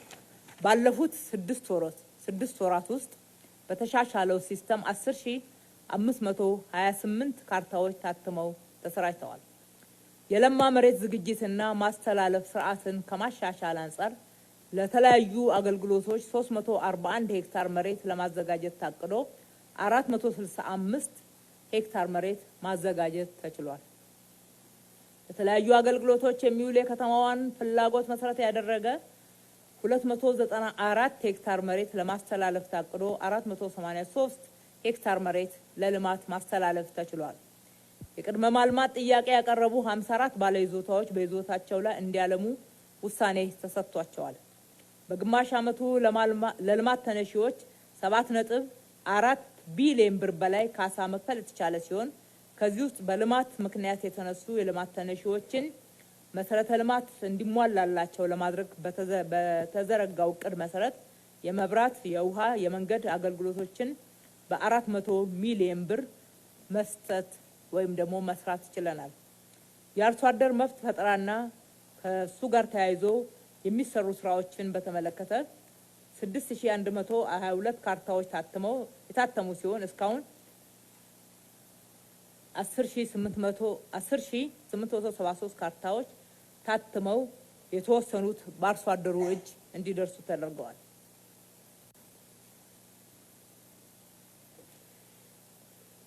ለ50 አርሶ አደሮች በይዞታቸው ላይ እንዲያለሙ ውሳኔ ተሰጥቶ ወደ ልማት እንዲገቡም ተደርጓል። ባለፉት 6 ወራት 41454 ይዞታዎች ለመመዝገብ እቅድ በተያዘው መሰረት 34802 ማከናወን ተችሏል። እንዲሁም ለሚቀርቡ የመብት ምዝገባና የመስክ አገልግሎት ጥያቄዎች 84996 ተገልጋዮች ምላሽ እንዲያገኙ ለመስጠት በታቀደው መሰረት ከ94927 በላይ ማሳካት ተችሏል። ለ7310 ተገልጋዮች አዲስና የኢዝ ቢልድ ግንባታ ፍቃድ ለመስጠት ታቅዶ ለ7170 ግንባታዎች ተሰጥቷል። ይቅርታ፣ ለ7310 ተገልጋዮች አዲስና የአስ ቢልዲንግ የግንባታ ፍቃድ ለመስጠት ታቅዶ ለ7150 ገንቢዎች ፍቃድ ተሰጥቷል። ለ1990 ተገልጋዮች የግንባታ ፍቃድ ማሻሻያ፣ ማራዘሚያ፣ ማፍረሻ ፍቃድ ለመስጠት በታቀደው መሰረት ለ2477 ገንቢዎች የፍቃድ አገልግሎት ተሰጥቷል። ለ12634 ተገልጋዮች የእድሳትና ጊዜያዊ ግንባታ ፍቃድ በመስጠት ለ13451 ገንቢዎች ፍቃድ በመስጠታችን በርካታ ህንፃዎች በከተማችን ላይ ታድሰዋል። በከተማ አስተዳደራችን የሚገነቡ አዲስና ነባር ግንባታዎችን ቁጥጥር ማድረግና ክትትል የማድረግ እንዲሁም ስታንዳርድን እንዲያሟሉ የማድረግ ስራ በተመለከተ ለ5616 አዲስና የግል የመንግስት ግንባታዎች ክትትልና ቁጥጥር ለማድረግ ታቅዶ 5394 ግንባታዎች ላይ ክትትልና ቁጥጥር በማድረግ የተሻለ ስራ የተሰራ ሲሆን 3252 ነባርና የግል የመንግስት ግንባታዎች ላይ ክትትልና ቁጥጥር በማድረግ የማስተካከያ እርምጃዎች ተወስደዋል።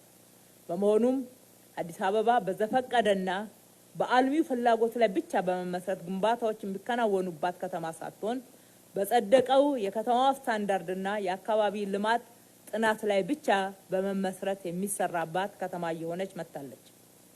ለሕዝብ ትራንስፖርት አገልግሎት ከማቅረብ አንጻር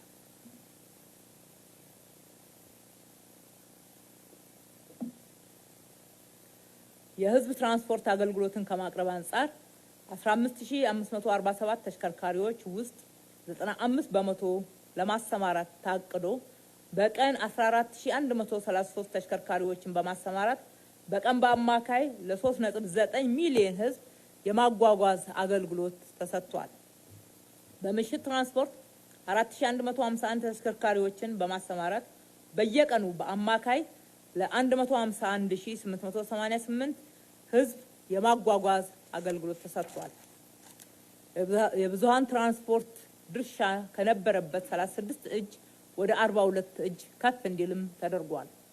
የትራንስፖርት መሰረተ ልማት ከማስፋፋት አኳያ የከተማውን የትራንስፖርት ችግር በወሳኝነት ሊቀርፍ የሚችል የፈጣን አውቶቡስ ትራንዚት የቢአርቲ እና ቢቱ ፕሮጀክት 150 የ15.6 ኪሎ ሜትር የመንግስት የዲፖ ግንባታ የመንገድና የዲፖ ግንባታ ስራም ተጀምሯል።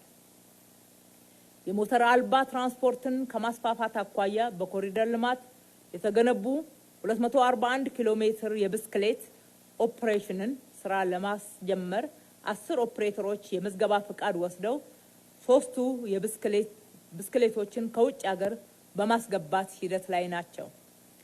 የከተማችን የመንገድ ትራፊክ እንቅስቃሴ ለማሻሻልና በትራፊክ ቁጥጥርና ደንብ የማስከበር ስራዎችን ለማሳለጥ ደንብ ተላላፊዎችም አሽከርካሪዎችና ያልተገባ የመንገድ አጠቃቀም ፈጽመው ሲገኙ ሊከተሉት የሚገባ የእግረኛ መንገድ አጠቃቀምንም ከመቆጣጠርና ከማስተማር አንጻር በርካታ ስራዎች ተሰርተዋል።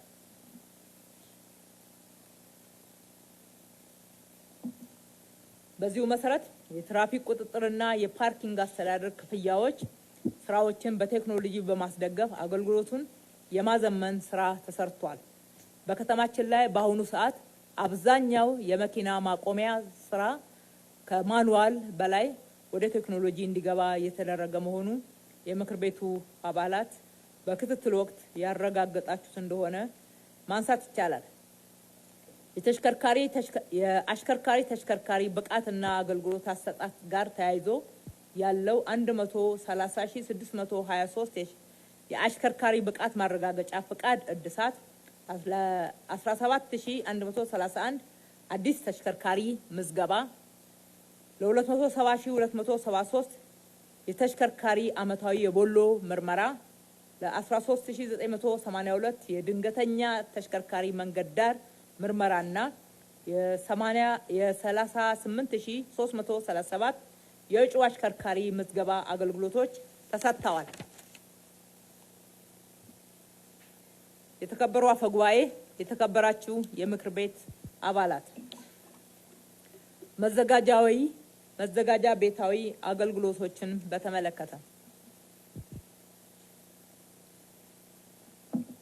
ባለፉት 6 ወራት ከተማችንን አንድ ስማርት ከተማ ልታሟላው የሚገባ እና ለነዋሪዎቿ ልሰጥ የሚገባትን መዘጋጃ ቤታዊ አገልግሎቶችን ተደራሽ ለማድረግ ጥራት ያለው እንዲሆን በማስቻልና የተገልጋዩን ህብረተሰብ እርካታ ለማረጋገጥ በተደረገው ጥረት በሲቪል ምዝገባ ነዋሪነት አገልግሎት፣ በመንገድ መብራት አገልግሎት፣ በኤሌክትሪክ አገልግሎት፣ የጽዳት አስተዳደርና የእሳትና አደጋ ስጋት አመራር በተሰራው የተቀናጀ አፈጻጸምና የአስተዳደር ስርዓት የተሻሉ ውጤቶችን ማየት ችለናል። የመንገድ መብራት አስተዳደር በቴክኖሎጂ የተደገፈ የመንገድ መብራቶችን ክትትል በማድረግ ፈጣን የጥገና ስርዓት በመዘርጋት ከዚህ በፊት ጨለማ የነበሩ ኮሪደሮችና አካባቢዎች ላይ 7579 የመብራት ፖሎችን ዳሰሳ ጥናት በማድረግ መዘርጋት ተችሏል። 8432 መብራቶችን በመጠገን 968 ወደ ኤልዲ በመቀየር 13000 ፕሮጀክቶችን በማጠናቀቅ 13 ፕሮጀክቶችን በማጠናቀቅና 23 ፕሮጀክቶችን ክትትል በማድረግ የከተማችን የመንገድ መብራትና የደህንነት ካሜራ ሽፋንን የተሻለ እንዲሆን በማድረግ ከተማችን በማታ የማታንቀላፋ ከጨለማ የተላቀቀች ከተማ እንድትሆን ማድረግ የሚያስችል ስራዎች ተሰርተዋል። በተለይም የሲቪል ምዝገባ ነዋሪነት አገልግሎት ደረጃ የተደራሽነትና እንዲሁም አገልግሎቱ የተሻሻለ እንዲሆን ከማድረግ አንጻር ከዚህ በፊት ለረጅም ጊዜ አገልግሎት የሰጠውና ለተገልጋዩ እንግልት ምክንያት የሆነው ሲስተም መቆራረጥና ወቅቱ ያለፈበት ከመሆኑ አንጻር ችግሩን አጥንተን በፍጥነት ወደ መፍታት ገብተናል። በዚህም የነዋሪነት አገልግሎት በአዲስ ሲስተም ስለተካን የነዋሪነት አገልግሎት ለ805,432 ነዋሪዎች አገልግሎት ለመስጠት የተቻለ ሲሆን በቀጣይም የበለጠ ውጤታማ እንዲሆንና ለሁሉም ወረዳዎች በአዲሱ ሲስተም አገልግሎት ለመስጠት የማያቋርጥ ጥረት እናደርጋለን። ውጤታማ እንዲሁም እንደሚሆንም ሙሉ እምነት አለን። ድንገተኛ የእሳት አደጋና አደጋ ስጋትን ከመከላከልና ከመቆጣጠር አንጻር ለ325 አደጋዎች ፈጣን ምላሽ መስጠት የተቻለ ሲሆን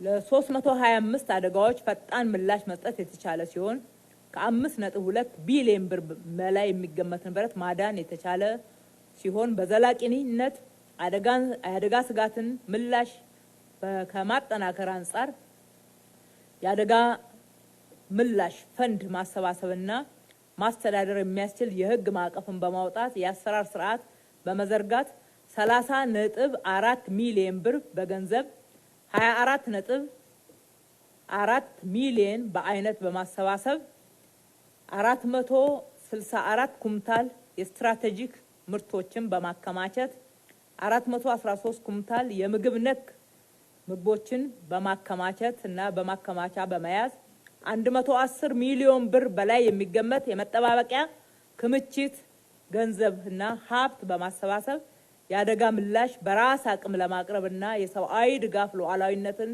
ለማረጋገጥ የሚያስችል ስራ መከናወን ችሏል።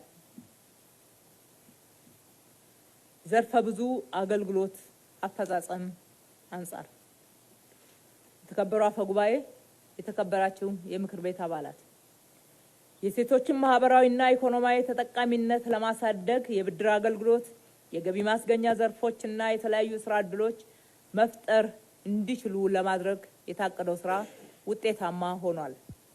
ሴቶች በሰላም ግጭት አፈታት 46265 እንዲሁም በበጎ ፈቃድ አገልግሎት 144580 በከተማችን የልማት ስራዎች ላይ ተሳትፈው አስደናቂ ውጤትም ተመዝግቧል። የነገዋ ሴቶች ተሃድሶና ክህሎት ማበልጸጊያ ማዕከል በሶስተኛው ዙር 812 የማህበራዊ ችግር ተጋላጭ የሆኑ እህቶች ልጆቻችንና እናቶቻችን በተለያዩ ሙያዎች ሰልጥነው የስራ ዕድል እንዲፈጠርላቸው ተደርጓል።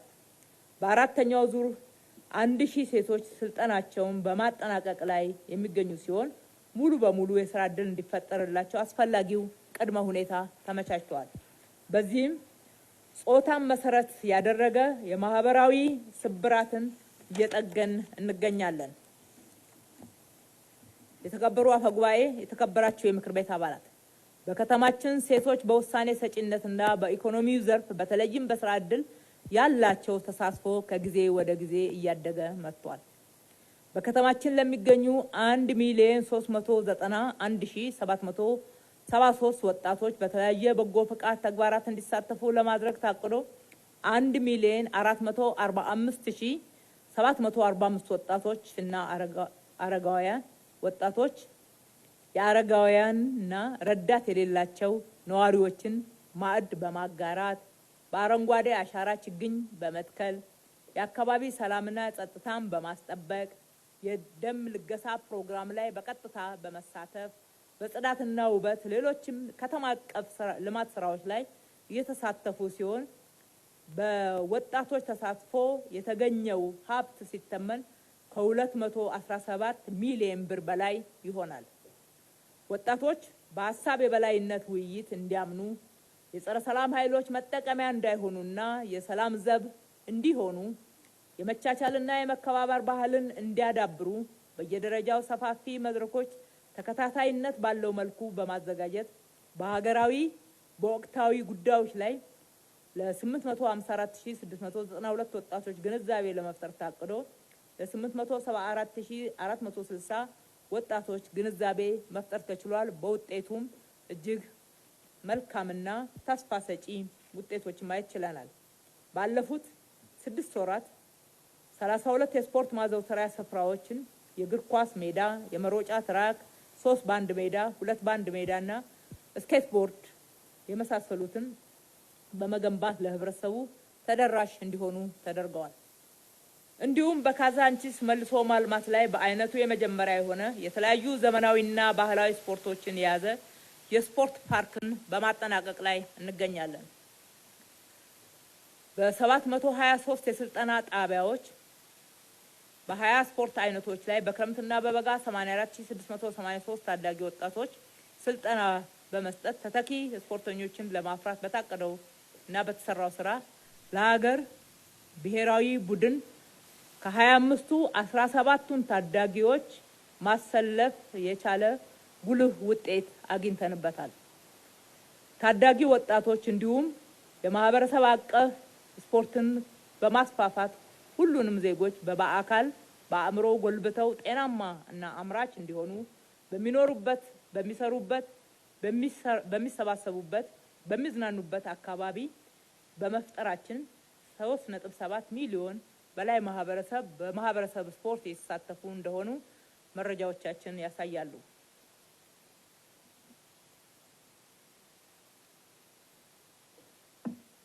የተከበሩ አፈጉባኤ፣ የተከበራችሁ የምክር ቤት አባላት፣ ከሚዲያና ህዝብ ግንኙነት ስራዎች አንጻር የተለያዩ የሚዲያ አማራጮችን በመጠቀም በከተማዋ ዋና ዋና ስራዎችና አጀንዳዎች ላይ መረጃን ለህብረተሰቡ ተደራሽ በማድረግ የጋራ መግባባትና ግንዛቤ ለመፍጠር በርካታ ውጤታማ ስራ ሰርተዋል። ባለፉት ዓመታት አዲስ አበባ ላይ ሲካሄድ የነበረው ተገቢ ያልሆነ የፖለቲካ ሽኩቻና መሰል መሳሳቦች ቀርተው ዛሬ ላይ የከተማችን ህዝብ አጀንዳ ልማት፣ ሰላም፣ መልካም አስተዳደር ብቻ እንዲሆንና መንግስትም ለዚህ ምላሽ ለመስጠት ዘርፈ ብዙ ጥረቶችን የሚያደርግበት መሰረታዊ ስራ ተከናውኗል። በከተማ አስተዳደሩ ወቅታዊ ማህበራዊ፣ ኢኮኖሚያዊና ፖለቲካዊ ጉዳዮች ዙሪያ በርካታ መረጃዎችን በተለያዩ የዲጂታል ሚዲያ ፕላትፎርሞች በማሰራጨት መረጃዎችን ህዝባችን ጋር ማድረስ ችለናል። ከኮሪደር ልማትና የወንዝ ዳርቻ ልማት አፈጻጸም አንጻር ባለፉት 6 ወራት ከኮሪደርና የወንዝ ልማት ዳርቻ ልማት አንጻር ያለፉት 6 ወራት በመተግበር ላይ የነበሩ 4 ኪሎ ሽሮ ሜዳ ኮሪደር፣ የሳውዝ ጌት መገናኛ መስቀል አደባባይ ኮሪደር፣ የሳር ቤት ካርል አደባባይ አቦ ማዞሪያ ላፍቶ አደባባይ የፉሪ ኮሪደር፣ የሲኤምሲ ሰሚት ጎሮ ቦሌ ቪአይፒ ኮሪደር ተጠናቀው ለህዝብ አገልግሎት ክፍት ሆነዋል። በአካባቢያቸውም ላይ በርካታ ዘላቂ የስራ ዕድልን ፈጥረዋል። ከ3000 ሄክታር መሬት በላይ ከ48 ኪሎ ሜትር በላይ ርዝመት የሚሸፍኑ 8 የወንዝ ዳርቻ ልማቶችም በጥሩ ሁኔታ እየተከናወኑ ይገኛሉ። በተለይም 25 ኪሎ ሜትር ርዝመት ያለው የእንጦጦ ፒኮክ ካራማራ ድልድይ፣ ከ20 ኪሎ ሜትር በላይ የሚሸፍነው የቀበናና የግንፍሌ እንዲሁም የቁርጡሚ ወንዝ ዳርቻ ከተማችንን ከብክለት ያጸዳ፣ ከወንዝ ማዶና ማዶ ሆነው መገናኘት ላይ ብዙ አዳጋች ሁኔታ ሲያጋጥማቸው የነበሩ ነዋሪዎችን የሚያገናኙ 30 ድልድዮች የለሙባቸው እጅግ ውብ፣ ጤናማ አየር የሚተነፈስባቸው የቱሪስት መዳረሻ ሆነው በመጠናቀቅ ላይ ይገኛሉ። በተለይም በአይነታቸው ለከተማችን የመጀመሪያ የሆኑ የሰው ሰራሽ ሐይቆች፣ ግድቦች፣ የእንስሳት ሳፋሪና ተመሳሳይ ልማቶች ለከተማችን ከፍተኛ የቱሪዝም ስበትን ይጨምራሉ ብለን እንጠብቃለን። ከዚህም ባለፈ በከተማችን ላይ ያለውን የውሃ የመጠጥ ውሃ እጥረትን ከመቅረፍ አንጻር በአካባቢያቸው ላይ ራሳቸውን የቻሉ አስተዋጽኦ እንዲያደርጉ ቀጣይ ስራ እየተሰራ ነው። ከነዚህ በተጨማሪ አራዳ ፓርክ፣ 4 ኪሎ መኪና ማቆሚያና የገበያ ማዕከል፣ የአራዳ መኪና ማቆሚያ እና የገበያ ማዕከል እንዲሁም የድል መኪና ማቆሚያና ፕላዛ ተጠናቀው ለአገልግሎት ክፍት ሆነዋል። በስፍራቸውም ላይ ዘላቂ የስራ ዕድልን ፈጥረዋል። የተሰሩትን ቁልፍ የሆኑ መሰረታዊ ልማቶችን ከማስቀጠል አንጻር መዋቅር በማዘጋጀት የኮሪደርና የወንዝ ዳርቻ ልማት ባለስልጣን ተቋቁሞ ወደ ስራ የገባውም በዚሁ 6 ወር ውስጥ ነው። እየተሰሩ ያሉትን የኮሪደር ልማት ስራዎች ከማገናኘት አንጻር ከኡራኤል አትላስ ቦሌ ብራስ ጎላጎል ኤድና ሞል ፍሬንድሺፕ ሆቴል ድረስ ከውሃ ልማት በአትላስ በሩዋንዳ ድልድይ ኮሪደሮችን በማገናኘት በተለይ ቀበናና የቦሌ መንገድን ቀጥታ በማገናኘት ከፍተኛ አስተዋጽኦ የሚያደርጉ በአጠቃላይ ባለፉት 6 ወራት ብቻ በመደበኛ እቅዶች ከተከናወኑት በተጨማሪ በኮሪደር ልማት 17 ኪሎ ሜትር ሽፋን 17 ኪሎ ሜትር የአስፋልት መንገድ 34 ኪሎ ሜትር የእግረኛ መንገድ 13 የመኪና ማቆሚያ ቦታዎች ተጠናቀው ለአገልግሎት ዝግጁ እየሆኑ ናቸው። በከተማ ደረጃ የሚሰራው መጠነ ሰፊ የኮሪደር ልማት በተጨማሪም በክፍለ ከተሞች አቅም በአራዳ ክፍለ ከተማ፣ በንፋስ ስልክ ላፍቶ፣ በለሚ ኩራና በኮልፌ ቀራኒዮ ክፍለ ከተሞችም የአካባቢውን ማህበረሰብ በማሳተፍ ጭምር የተጀመሩ ስራዎች እጅግ አበረታች ናቸው።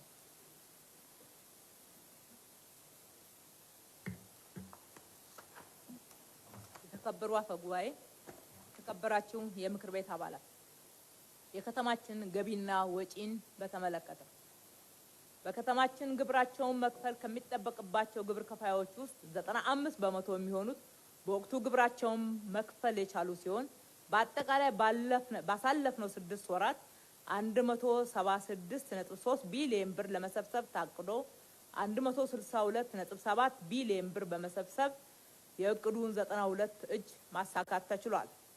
ይህም አፈጻጸም በ2017 በጀት ዓመት ተመሳሳይ ወቅት ለመሰብሰብ ከተቻለው ገቢ አንጻር በ51 ቢሊዮን ብልጫ አሳይቷል።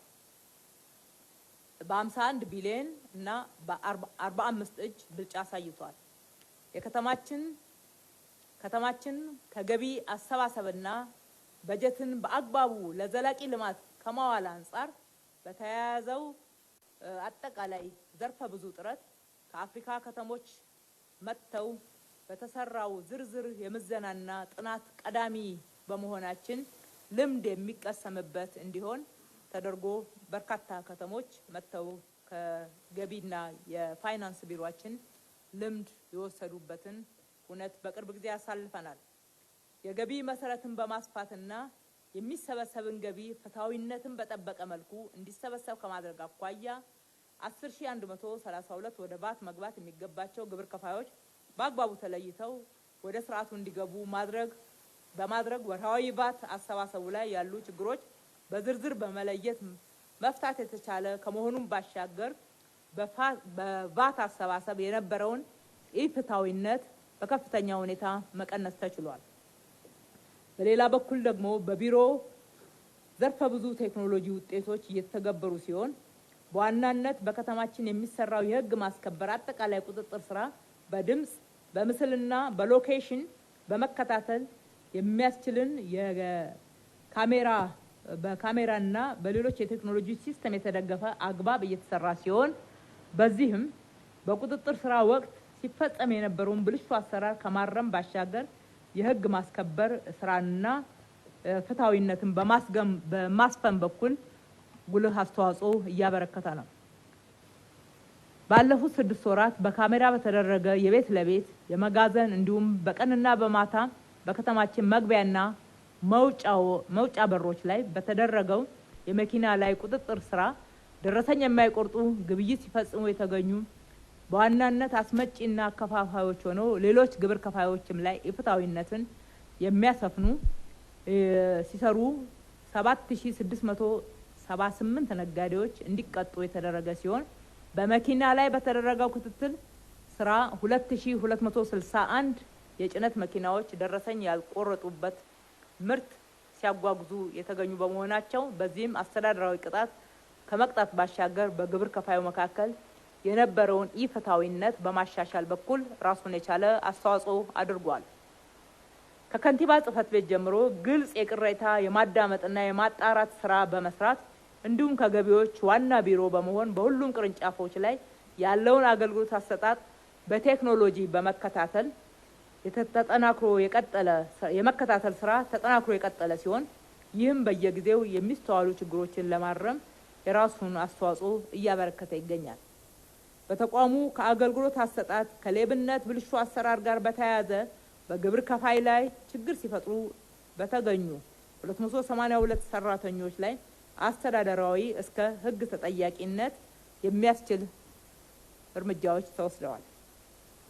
በ2018 በጀት ዓመት 350.1 ቢሊዮን ብር ከተመደበው በጀት ውስጥ ለዘላቂ ልማት ብር 251.6 ቢሊዮን የበጀት ዓመቱ ጠቅላላ በጀት 71 እጅን ለእድገት ተኮር እና ለዘላቂ ልማት እንዲውል መወሰናችን ይታወሳል።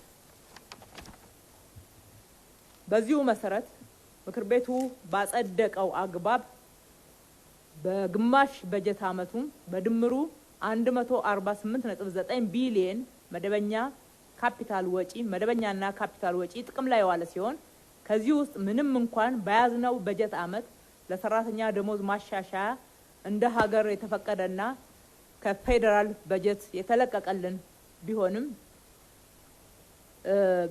የከተማ አስተዳደሩ መደበኛ ወጪ ለመቀነስ የተለያዩ ስልቶችን ተግባራዊ በተጨማሪነት በማድረጋችን አሁንም በግማሽ ዓመቱ ለካፒታል ያዋልነው ወጪ ድርሻ ከ70 እጅ በላይ ሆኗል።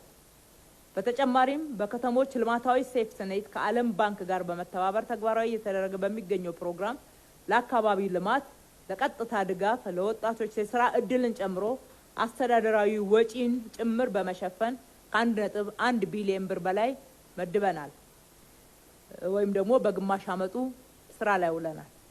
የ2018 በጀት ዓመት ግማሽ ዓመት የወጪ አፈጻጸም ከ2017 በጀት ዓመት ተመሳሳይ ወቅት ጋር ሲነጻጸር የ55.7 ቢሊዮን ብር እድገት አሳይቷል።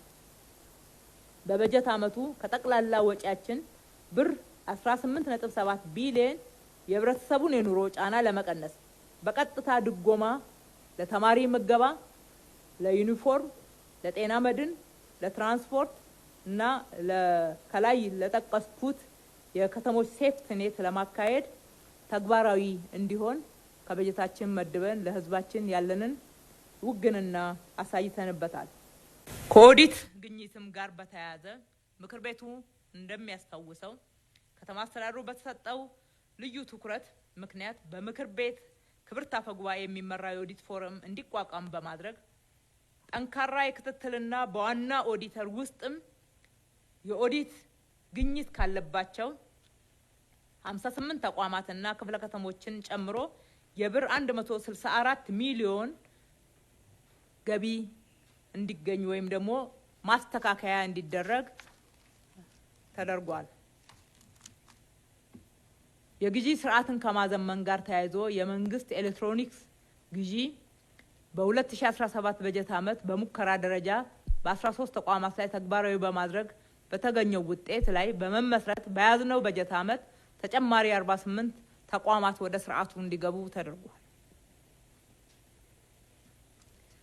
የተከበሩ አፈ ጉባኤ፣ የተከበራችሁ የምክር ቤት አባላት፣ ባለፉት 6 ወራት ያስመዘገብናቸው ስኬቶች የጋራ ጥረቶቻችንና የነዋሪዎቻችንን ንቁ ተሳትፎ ያረጋገጡ ውጤቶች ናቸው። ሆኖም ግን አሁንም ገና ብዙ የሚቀሩን ስራዎች እንዳሉ እንገነዘባለን። በተለይም የህዝባችን አዳጊ የልማት ፍላጎትን ከግንዛቤ ስናስገባ ብዙ ጥረት ከዚህ በላይ በስፋት በቅንጅት በአብሮነት መስራትን ይፈልጋል።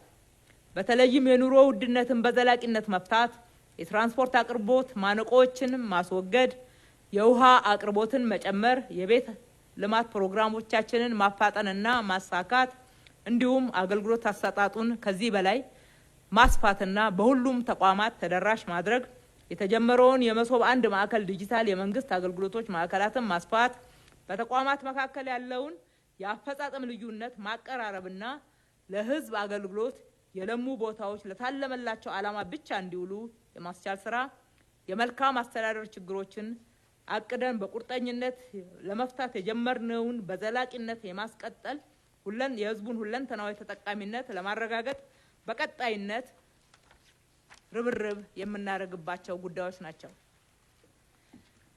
በሀገራችን ሀቀኛ የህዝብ ሉዓላዊነትን የሚያረጋግጥ ለዲሞክራሲያዊ ስርዓት ግንባታ ጽኑ መሰረትን የሚጥል ነፃና ገለልተኛ ሰላማዊ ዲሞክራሲያዊና ፍትሃዊ ምርጫ እንዲካሄድ ምቹ ሁኔታን በመፍጠር ለተግባራዊነቱም ከህዝባችን ጋራ በጽናት በትጋት በታማኝነት የምንሰራ መሆኑን ለምክር ቤቱም ለህዝባችንም ማረጋገጥ እንወዳለን።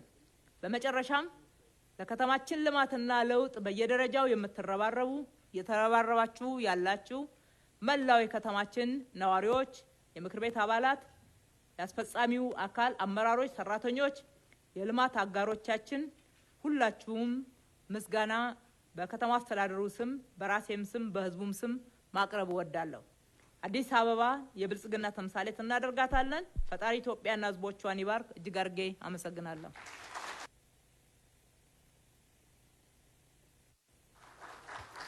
አመሰግናለሁ ክብርት ከንቲባ። 20 ደቂቃ ሻይ ረፍት አድርገን እንመለሳለን።